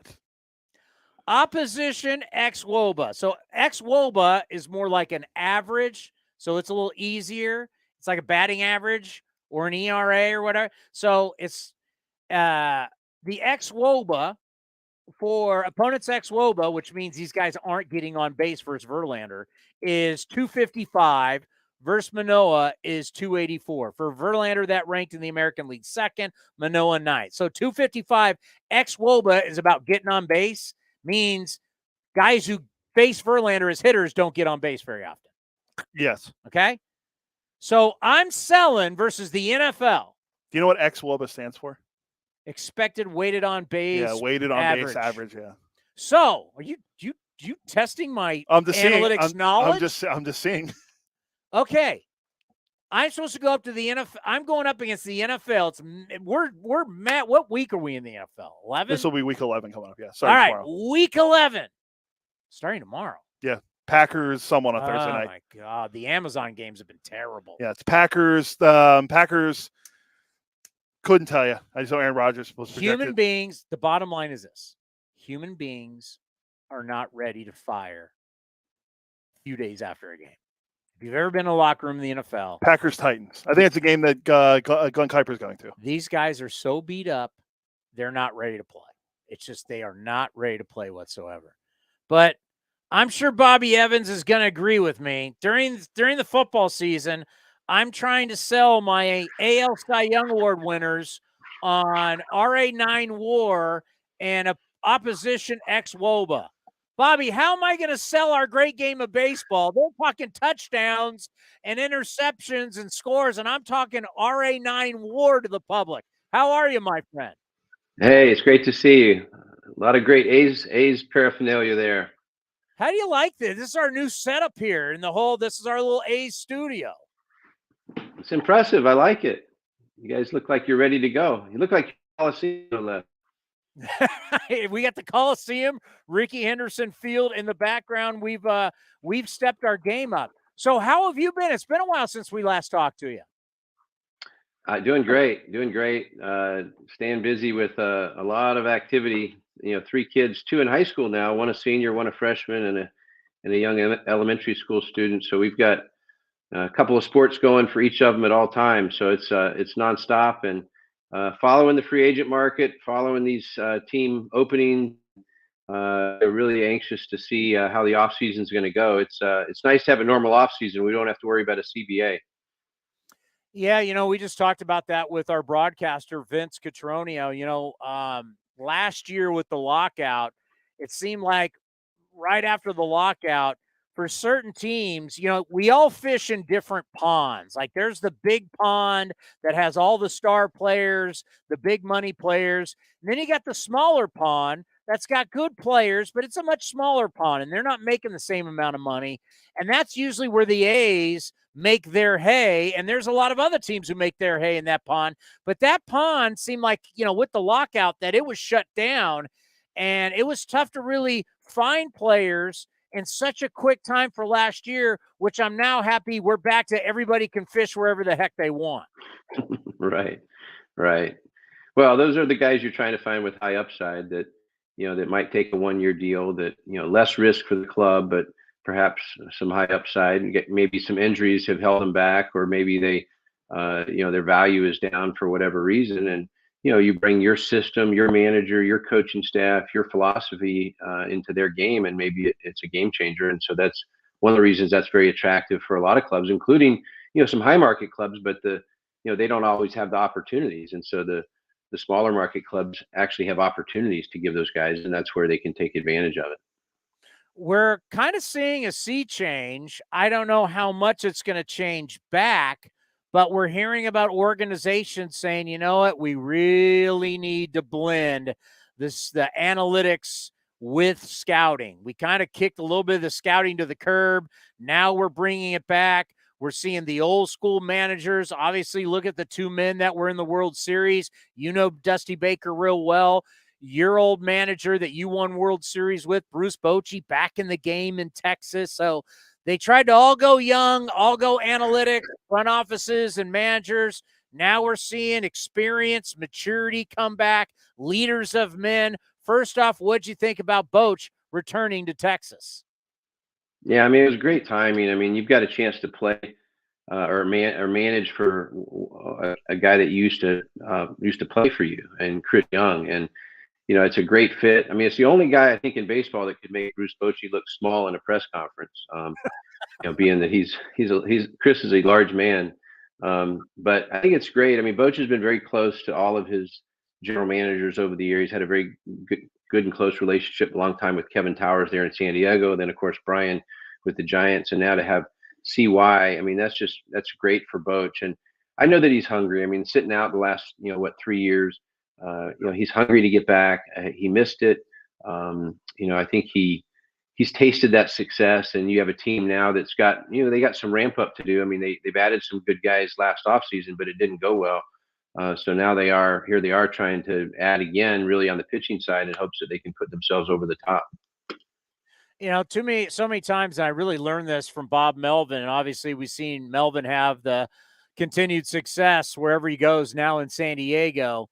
There is just something about relationships. It's handling the men. There's a lot of things going on inside the clubhouse. Guys have issues away from the field, whether it's, marriage, kids, girlfriends, parents, health of family members. There's always something going on. And what people, as we got so into this world of analytics, and that's all that matters, people forget it's like any business. It doesn't matter if you're in baseball or if you're in tech or you're in finance, you still have to manage the people. People need to be managed. Are we now getting back to that in our game, going the personal touch does matter? Well, no question.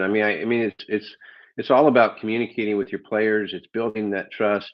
And I think that the managers who have, been successful, even whether they're more, analytically focused or not, it ultimately comes down to the relationship with the players and, building that trust, and nobody better at it than a Dusty Baker and a Bruce Bochy. And, these guys understand, that players have lives away from the field, and they care about their guys.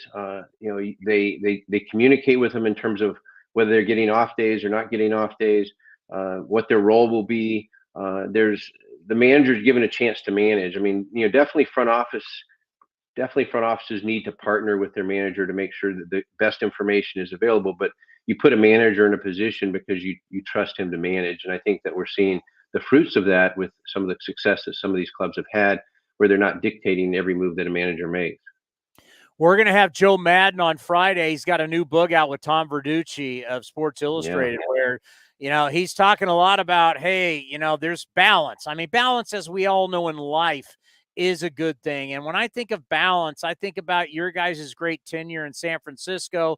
Obviously, you have 3 championship rings. Brian Sabian, there's a good chance that someday he'll go into the Baseball Hall of Fame as an executive. All the success that you've had in your illustrious career as a general manager and as an assistant general manager, how did you guys deal with scouting, analytics, the answers to the questions, balance in the organization? How did you guys go about it? Well, we made sure that everybody had, an understanding that their voice mattered and that their perception or perspective mattered. But Brian wanted to always emphasize that this is about the players, ultimately what they're able to do on the field, and we don't want our process, our systems, or our analysis to be the focal point of what we achieve. We want to make sure it's ultimately about what the players achieve on the field, that they're on the field for a reason, not because they're a number, or not because they represent a certain percentage of on base or anything else. They want to make sure that it's they understand that we believe in them, the manager believes in them, and he didn't want to talk a lot about our process and system. He wanted to talk a lot about players and make sure they were the focus. So when we won championships, that was the focus, not us in the front office, not anything we were doing, because ultimately those are the guys making it happen. That's interesting you say that. I just watched the Last Dance with the Michael Jordan documentary and about their last shot at winning that last title. And it really was Jerry Krause, general manager of the Bulls, who really felt slighted that all of the attention went to Michael Jordan. All the attention went to this guy, or it went to Phil Jackson. And that was kind of like what we started seeing in the 90s where, and I think we do see it today, where there's front office people who want to go, hey, don't forget about me. Look at me. Look at my decisions. Look at my draft picks. Look at my signings. I'm a big reason. And yes, front office people are a big reason. But you guys did such a great job of saying, hey, it's the players who win the championship. But have you seen a little bit of a change? And obviously, I think Billy Beane and Moneyball, a lot of these young guys saw that. They read the book. They saw the movie. They went, I want to be like that guy. Have you seen a little bit to where front office people these days want to be celebrities? Well, I mean, the contracts that are being handed out, almost force them into a celebrity role. I mean, they become the face more of the franchise than sometimes the players themselves, just because of the size of the contracts that are being handed out. And I think there's accountability, on all fronts for that. I mean, some of it is, ownerships are really driving, putting the face of the franchise, the president, out there more and taking letting more of the baseball side of it and not as much the ownership. And we, some owners are very silent in some cities, which I think is a shame for the players. I think owners need to be, interacting and engaged with their team and not taking a back seat to anybody. But I do see it. I mean, and some of that's the media drawing attention to the philosophies that have worked and the strategies that have been against the grain that have been successful. And it does point cameras at those executives. And I'm not sure that they're desiring that attention, but it's a natural effect as their unique philosophies have success. Now, I think about your career, and as you said, you're busy with the kids and everything. I know you do consulting, and we'll talk about Egyptian baseball coming up here, which is always fascinating. But in the climate of today's front office, is this something? I mean, you got 3 World Series rings. Is this something that you would like to get back into? Oh yeah, I mean, similar to Boch. I mean, it's great to look back on what we've accomplished, but it's very important to accomplish the next great feat. And so I love interacting with executives in the game, some players in the game, some agents in the game, coaches and managers, and following the game, whether it be through local radio, TV, MLB network. I mean, it's still a passion, and the right situation has to come along. I mean, we're very attached to the Bay Area, so it has to be the right situation. But yeah, you line up an opportunity. I'm in. Well, I mean, the experience and the resume says it all for you, and a franchise definitely would be lucky to have you. And I think about, the winter meetings coming up. There's going to be a lot of big moves made. Like when you think about Aaron Judge, you know, everybody right now is saying they're all in. We don't know the amount of years. We don't know the price tag. We don't know how that is going to work. But what is that like from a front office standpoint where you have one player who's really setting the market? He's the marquee guy, and you know you want him, but you know a lot of other people want him. What are those negotiations like? Yeah, you hear a lot of the things that you want to hear from the agents, but you really don't know the bottom line or the bottom truth. I mean, I remember, we took a group of us, Bruce Bochy and Brian Sabian and myself, Larry Bear, Buster Posey, all to John Lester's house, in Atlanta, across the country, trying to recruit him to come and pitch for us. But, it takes, one relationship, maybe one key relationship in Chicago, i.e., Theo Epstein, Jed Hoyer, former executives with the Red Sox, they knew Lester best. One relationship though can swing a guy. And when you're talking about an Aaron Judge, you're talking about pinstripes, you're talking about legacy, Roger Maris, Yankee Stadium, the difference between Yankee Stadium and Oracle Park. So you have a hill to climb, and you're going to pull out all the stops to try to lure him to you. But there's he's 31 years old. There's only so many years you want to put on a contract. There's only so much of an AAV you want to put on the contract. And you already know that the Yankees are interested in bringing the legacy back. And so, you're going to be prepared for second and third options, but you're going to pursue hard that first option as long as you can without giving up on the others. Do you really want to get it done before the winter meetings and before the circus starts in San Diego? Or is that something that probably most of these teams are just, hey, we're going to have to try and get this thing done once we get to San Diego? Yeah, I mean, the clubs unfortunately just can't dictate it. I mean, the agent, is building a market. He's getting a lot of information from clubs, a lot of data points, and they're going to have to determine the pace. We try to provide the destination. They give us the sense of timing, and sometimes that works to the club's advantage, and sometimes it doesn't, because if other guys are going off the board, it can really pull and tug at you in terms of what you're going to get done if you stay too focused on one guy. And my sense is we've seen some of these offers be substantial enough that deals were getting done before the winter meetings in recent years. This may be a year where it's a little slower. It seems like I'm hearing that the clubs are ready to spend, and if they're ready to spend, I would think that there's a chance more deals will get done either at the winter meetings or a little before. If you're running the Angels and you knew Shohei Ohtani makes you millions upon millions of dollars in advertising from Japan and all the money he brings in, merchandise, I mean, he is just an absolute cash cow for the Angels. But what if somebody above you says, we got to trade him? How tough would that be to get value for not only the player, but what he brings in from a monetary standpoint, and then now you're just getting minor league players for him?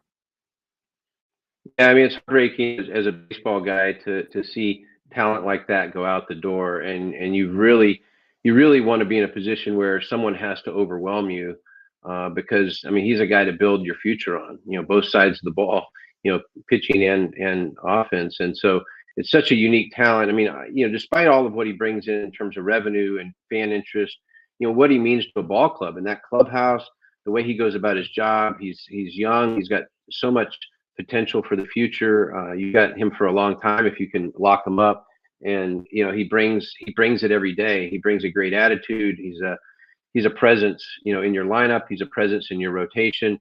That's very hard to replace from the baseball side. So you really want to be in a position where you're not forced to deal them, but you do sometimes get in a position where if there is an openness to making a move, or you're not planning to re-sign them, that you try to get as much in return as you can that ultimately would overwhelm you. But I don't know how you could get enough, to be honest. It would be a very tough sell. Well, back in 2019, we had you on the show down in San Diego at the Manchester Hyatt, the winter meetings, and we learned about Egyptian baseball. Fascinating. And as we talked about then, I'm sure we're going to talk about now, at some point, we're going to see some of these kids. We don't know when, but they'll make it to Major League Baseball. I know COVID shut the world down. I don't know how it maybe paused it for a little bit. Where are we now?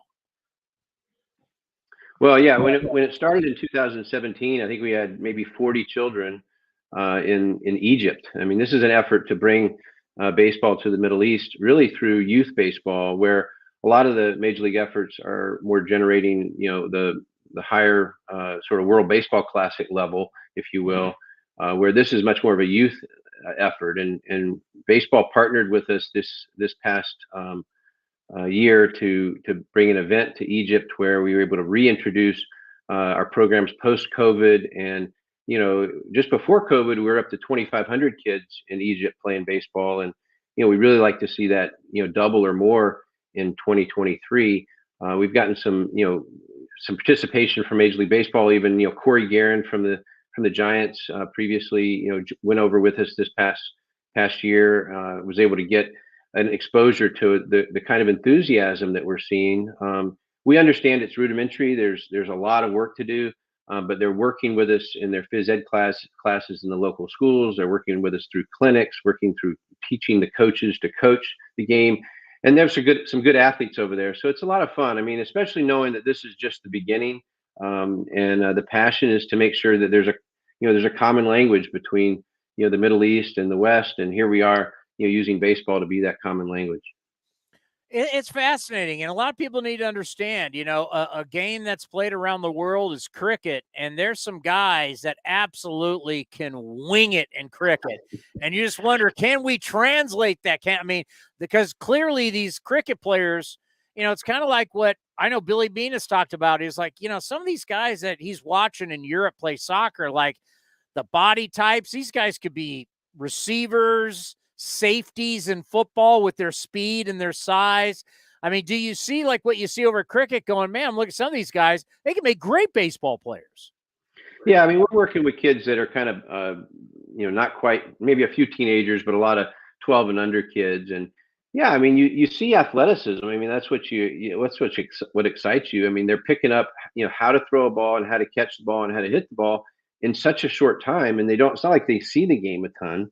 So yeah, I mean, you feel like you've got a good assortment of athletes, and there's a lot of young women, young girls interested in playing too. In fact, I sometimes feel like the young girls are as interested or even more interested than some of the boys. I think some of the boys see it, this game's hard. Let me go back to soccer, but we're seeing a lot of interest, and I think that the fun part for us is just that parents, are really engaged too. I mean, the parents are getting out on the field and taking ground balls and learning the game themselves so they can play with their kids. And I had one dad come up to me in Egypt this past year, earlier this year, and he said, do you know what happened to my son after you guys were here last time? And I was like, no, tell me. He's like, well, we bought RBI baseball on our PS4, and he's been playing, setting up his own team, and he's bought the MLB package, and he's watching games, and he's an absolute baseball nut now.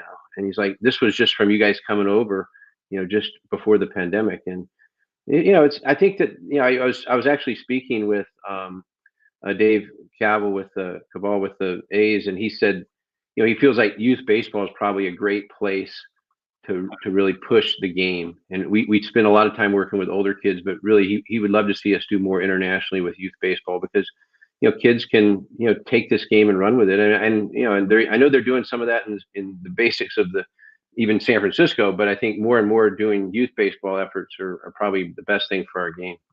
Yeah, I got to tell you, I know people try and bag on baseball, but when you look at diversity inside our game and how people are from all over the world playing our game, I mean, we were just talking about one of our top players is from Japan. I mean, we have people from all over the world, and what you guys are doing, you're planting that seed that's just going to continue to grow and grow and grow. And hopefully in our careers, we'll see our game even grow more globally. But people do forget all the Australian guys that we got. I mean, we've had quite a few of them here with the A's. We've had players from all over the world playing our game. Well, that's why it's a World Series. I mean, it's not a World Series because we're playing other nations or other countries. We're playing with the best players from all those nations, and that's why it's a World Series.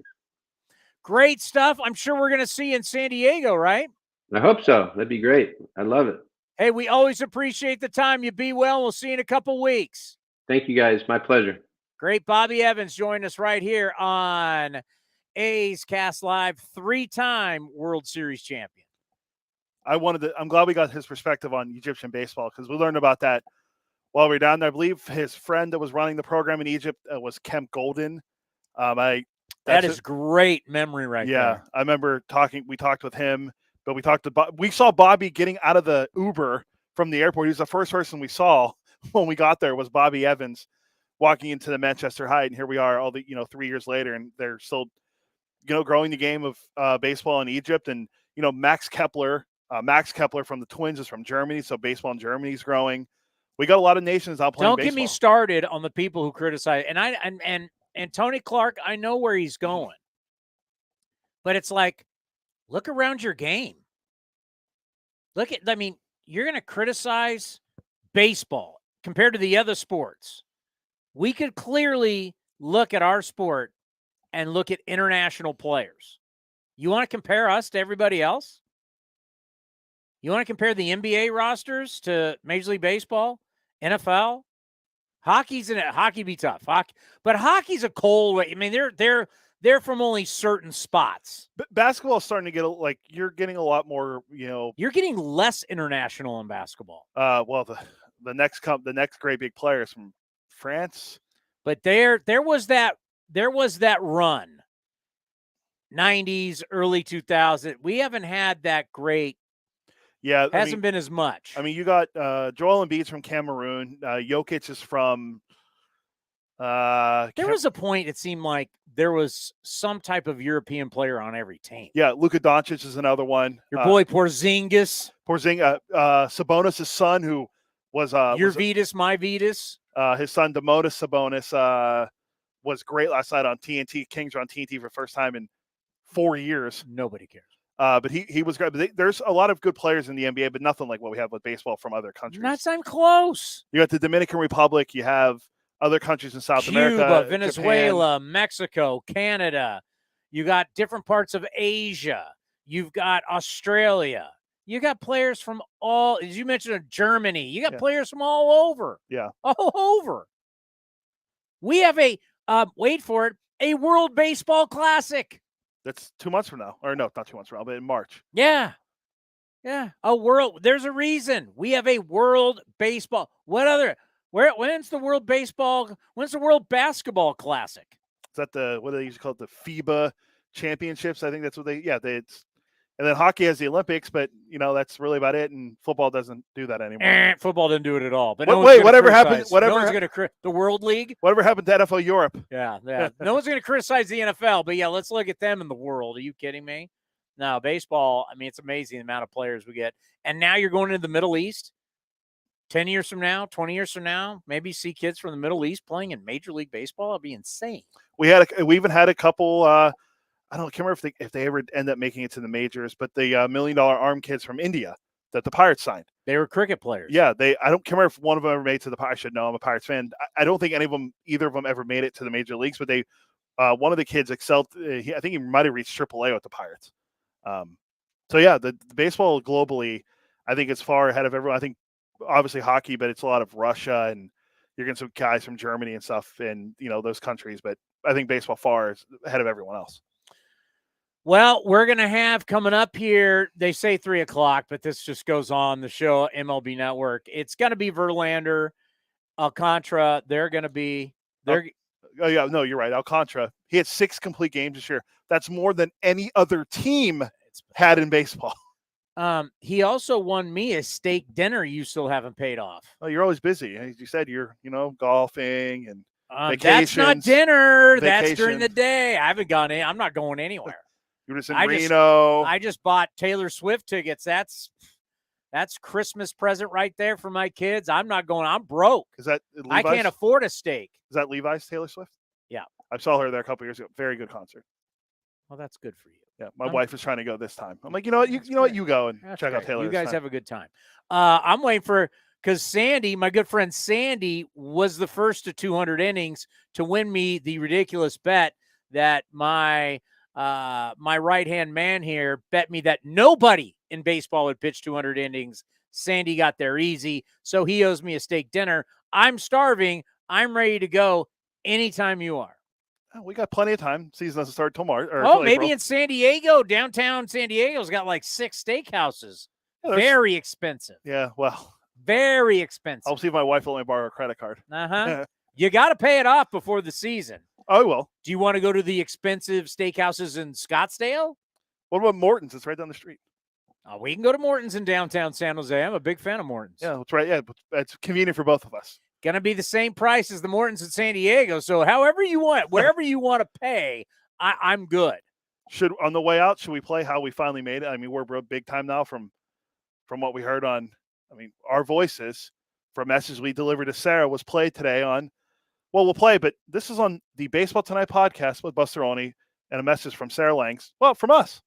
Speaking of the Bay Area, Chris Townsend is the host of A's Cast. He's gotten to know you in recent years. Here's what he had to say. I remember the first time I heard Sarah on Baseball Tonight, the podcast, and I immediately thought, this is incredible information, great delivery. We've got to have this on our show. And I called my producer, Cody, and said, we've got to find this Sarah Langs and get her on the program. And ever since the first time she has come on, she has become a fan favorite. I think about the time we had her out on the field right before the playoffs where we do our show. She has meant so much to us. And I think about the professionalism. I think about the research. I think about the numbers. All that stuff is great. But when you get to know Sarah, you get to know the person and you fall in love with the person.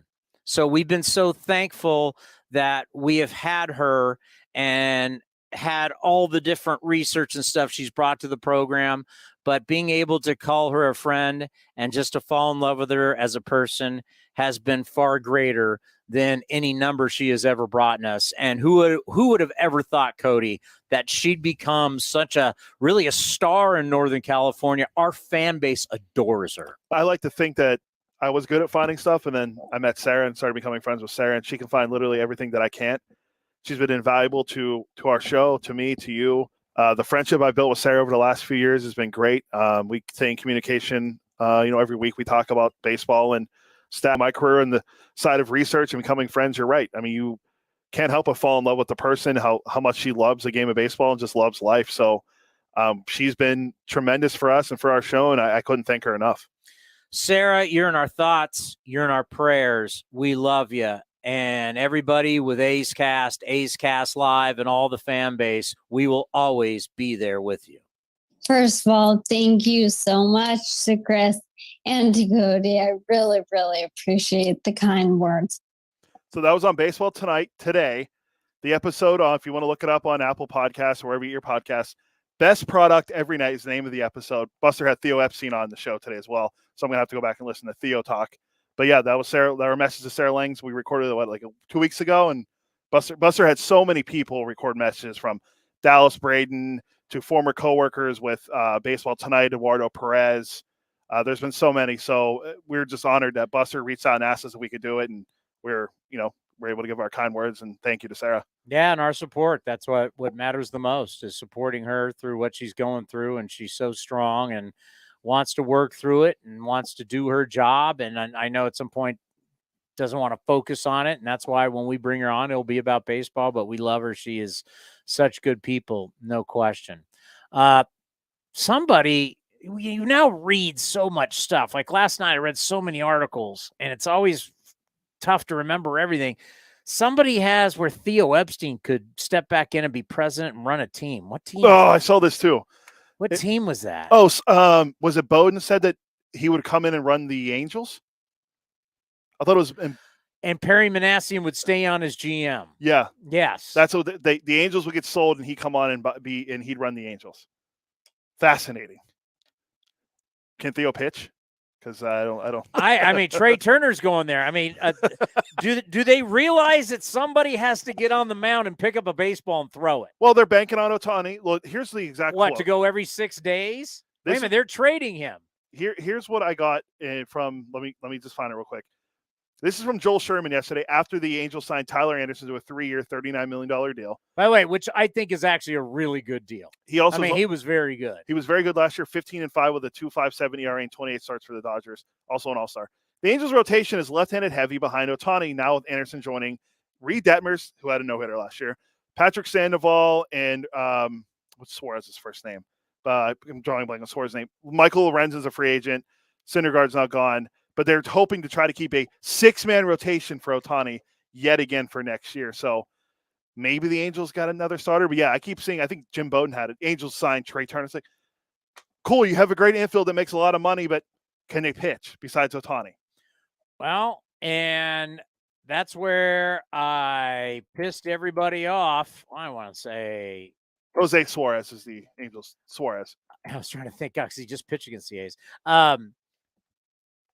I know it sounds crazy when you criticize Shohei Ohtani, you look like a jackass, but it's true. It's like you've got to have 5 starters and him. 5 starters and him. How many teams have 6 legit starters that every day you've got to go out? Now, having a bunch of left-handers, that could be us. Yeah, it's very true. I mean, seriously, you're going to go Cole Irvin, Waldichuk, Sears. We're going to have a bunch of lefties. Yeah. You have Logue. I mean, you're going to have Koenig. I mean, we could have a bunch of lefties. The only righties we would have will be Blackburn and Cap. But the bottom line is you got to have somebody out there who can start the game and give you some innings and give you a chance. And that is the biggest issue with Ohtani is that unless he's in a perfect world, I don't know. His value is going to be great. But is value always going to be as great as we think it is if he's not in a perfect situation? That's why we all laughed. What's the perfect situation? Well, at least the Dodgers, because the Dodgers have a bazillion starters. So they can have guys get hurt or whatever. Angels don't have that. The Angels need their top guy to go 30-plus starts and 200 innings. Now, the fact that he's going to hit 30-plus bombs is great, but they need a starter, and he's their ace. They need him. They need volume. Somebody's got to give them volume. Multiple guys got to give them volume. Until they have that, they will not win. They can go the strategy a la the Texas Rangers back in the day where everybody was hitting it out of the ballpark and they scored a ton of runs. You will not win without pitching and defense. You just won't. It's 162. It's a marathon, as they like to say, that bad cliche. And when you play every day, you get exposed. And if your pitching stinks and your starters are always giving up early to the bullpen, no matter how good your bullpen is, you burn your bullpen out. You can't just have a bunch of pitchers and try to figure out 4,300 and something outs. What do we calculate it to? 4,000. You got to get over 4,000 outs. Yeah, we'll round up to 4,300. I'm going to get it to you. I'm going to get it to you. Just to give you an idea. So this is actually something that we should address with people at the winter meetings, because I don't think people really express 27 times 162, 4,374, and that doesn't count extra innings or the postseason. You got to get 4,374 outs. How are you going to do that? You going to get it with a bunch of 1-inning guys? No. So you got to figure out how to get 4,374 outs. And until the Angels can do that, I don't care who they have offensively. And none of their guys can play every day. Their guys get hurt. Yep. So is Rendon magically going to become Cal Ripken? No. Is Trout magically going to? Ohtani's got to have days off. Ohtani can't hit here, can't play here. Fletcher's been hurt. Taylor Ward's been hurt. The first baseman that was really good, had the good year 2 years ago. Why am I drawing a blank on his name? He had a bunch of home runs. Jared Walsh. Can't stay healthy. They had a bunch of injuries last year. They don't have a catcher, although they love that kid they got from the Phillies, Ohapi or whatever. What about Matt Ohapi? That's right. He's going to have the brewery outside. Yeah. They got him from Toronto? Philly. Yeah. I remember when he made his debut against the A's. It was like Ohapi could have his own brewery outside the Big A. Before we go. Max Stassi. What about your boy Stassi? Yeah. I don't think. Former A. Okay, Kurt Suzuki's gone. He retired. Max Stassi out of. Oh, it's school. It's north of here, right? Out of. Now he signed with UCLA, but didn't go. It's not UOP. No idea. How is that UOP north of here? Oh, I'm just trying to think of. It's north of here, though, right? Maybe. I don't know. Yuba City, baby. Oh, God. Yuba City. All right, 2 trivia questions for you. Here we go. With the Mets and Buck Showalter winning the Manager of the Year award, they now have a Manager of the Year winner. Who is the only team that does not have a Manager of the Year winner? There is a team that has not won Manager of the Year. Correct. It's a National League team. I'm gonna say it's one of the expansion teams. I'll go Marlin. No, Nope. Did Donnie Baseball win it? If Donnie Baseball didn't, Can't be. Joe Girardi didn't. He got fired. Can't be because Melvin won it in Arizona. So okay, it's a National League team. Yep. Don't know. That'd be the Milwaukee Brewers. Scrap Iron didn't win it. Craig Counsell's never won. Okay, so that's it. That's one. The A's have had 16 different pitchers throw at least 100 pitches this year. I'll take Frankie Montas out. Can you name the other 6? That did what? The 100 or more pitches in a game? Yeah. Can you name the other? Let me make sure. 1, 2, Cole 3, Irvin. 4. Yep. Cole Irvin's 1. Adam Oller. 2. Waldachuk. Sears. Nope. Sears ever went over 100? Nope. So I need 3 more? Yes. And Frankie's off the list? Yep. Because he's not here anymore. But he is. Did I mention Blackburn? Blackburn's 4. I'm trying to think of all the guys we had pitch. We had There's a lot. So many guys. This guy pitched very well towards the end of the season. Did Logue go over? Logue was 1. You're forgetting one guy. So I'm at 5. Yep, you're forgetting one guy. It's not Koenig. Nope. Same letter, though. K? I don't know. James Caprillion. Once! He did it once! Incorrect twice. He did it twice. Cole did it twice. Blackburn did it twice. Logue once. Oller once. Waldachuk once. Frankie Montas, a cool 7 times.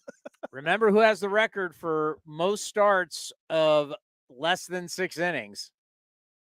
6 innings or less. It'd be James Caprillion. James Caprillion. What did it end at? Like 35, 36? It was something up there, yeah. God. And we teased this earlier, and I'll pay off the tease finally. The 6 Dodgers to do it. No, sorry, 5, because one guy did it twice. The answer, Tyler Anderson, gone. Walker Buehler, he's out. Clayton Kershaw, Julio Urias. And where were you when Santa Clara University's own Mitch White threw 100 pitches for the Dodgers? Who? The pride of Santa Clara University and Bellarmine Prep. He started 18 games? Yep. See, that's why Ohtani works there, because they can pull a Mitch White out of nowhere. Right? How old is Mitch White? He is 27. He'll be 28 when the season starts. From San Jose, California? Yep. I wonder what high school he went to. See, that's the thing that the Dodgers have. They've got all this depth and all these guys. So Bellarmine. When Walker Buehler goes out, they can piece it together. That's why Ohtani could work there. They could legitimately have a 6-man rotation. Who else? Maybe the Astros, and that would be if Verlander was still there. I don't know how you do it if Verlander leaves. And by the way, where's Verlander going to go? Really? He wants the same deal as Max Scherzer. So if he goes to LA, he's only going to pitch 4 2/3 because he won't be allowed to go longer than that. The Astros might give him the money, and who else? The Angels. Well, remember, if you listened earlier, all this criticism of Jim Crane, it was Jim Crane who did the Montero deal. The owner just did the Montero deal. And Jim Crane did the Verlander deal last year when Verlander was on vacation in Italy. Montero, 32 years old, 29 career saves, $34.5 million over 3 years. Robert Suarez never closed a game in the Major League Baseball. 5 years, $46 million. Tyler Anderson, 3 years, $39 million. He's a starting pitcher. I don't know how to make sense of it. Bullpens are so up and down, and you're giving Suarez they got 5 years. Nick Martinez is back with them as well. And 5 years. What did Martinez sign his deal with? But you know what the Padres proved to everybody? 3 year, $26 million for 32-year-old Nick Martinez. Do you know what the Padres proved to everybody? No. You don't know? I mean, they did have the most starts of 100 pitches or more. Think of how I think. What do the Padres prove to everybody? They'll spend. What did they prove? Not spend. What do they prove to everybody out there? Just tell me. There's money in baseball. Padres don't have a big television contract. They've got a little television contract. Look it up. It's with Fox. It's not very big. How are the Padres spending all this money? How are the Padres? They don't have this crazy deal. TV contracts. That's why I typed TV, but then it brought up Julio Rodriguez. Padres are out there. Padres are paying $43 million to have Eric Hosmer play for the Red Sox. On top of their $300 million guaranteed to Machado, $300+ million to Tatis Jr., they're going to have Juan Soto's arbitration eligible. He's got to be getting what in arbitration? And now you're giving these relievers guaranteed money. Padres have what, the 5th or 4th highest payroll in baseball? They were 5th this year, yeah. Do you got their TV contract? I'm still looking.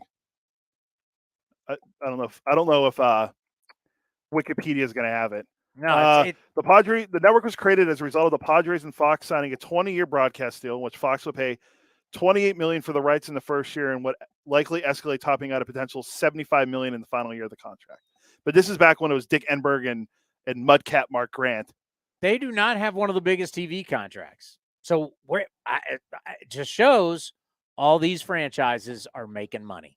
And the Padres are considered a small market team. You know, it's 5th highest payroll in baseball this year. 6th or 7th largest city in the country. They're spending big money. They're spending money on relievers, let alone position players. Once again, paying Eric Hosmer $43 million to play for the Red Sox. That's coming out of the Padres budget. Yeah, and then he gave, what was it, 46 and 30. So it's that's $78 million they gave the 2 relievers. You're going to tell me there's not money in baseball? Yeah, they're for sure. Tell me teams aren't making money? When one team is like, to hell with it, we're trying. It is interesting. All righty, we got a special guest on Friday. On top of Eno Saris, we're going to have the great Joe Madden. Joe Madden will be here on Friday, and our national baseball columnist, Eno Saris. Thank you, everybody, for watching A's Cast Live. We loved having our old buddy Vince Cotroneo on, and also 3-time World Series champion executive Bobby Evans, who we'll see in San Diego. Enjoy the rest of A's Cast, and we'll see everybody at Friday at 1 o'clock. The Coliseum has gone by many names, but none better than the Last Dive Bar. Hi, everyone. Ken Korak here, and my friends at Last Dive Bar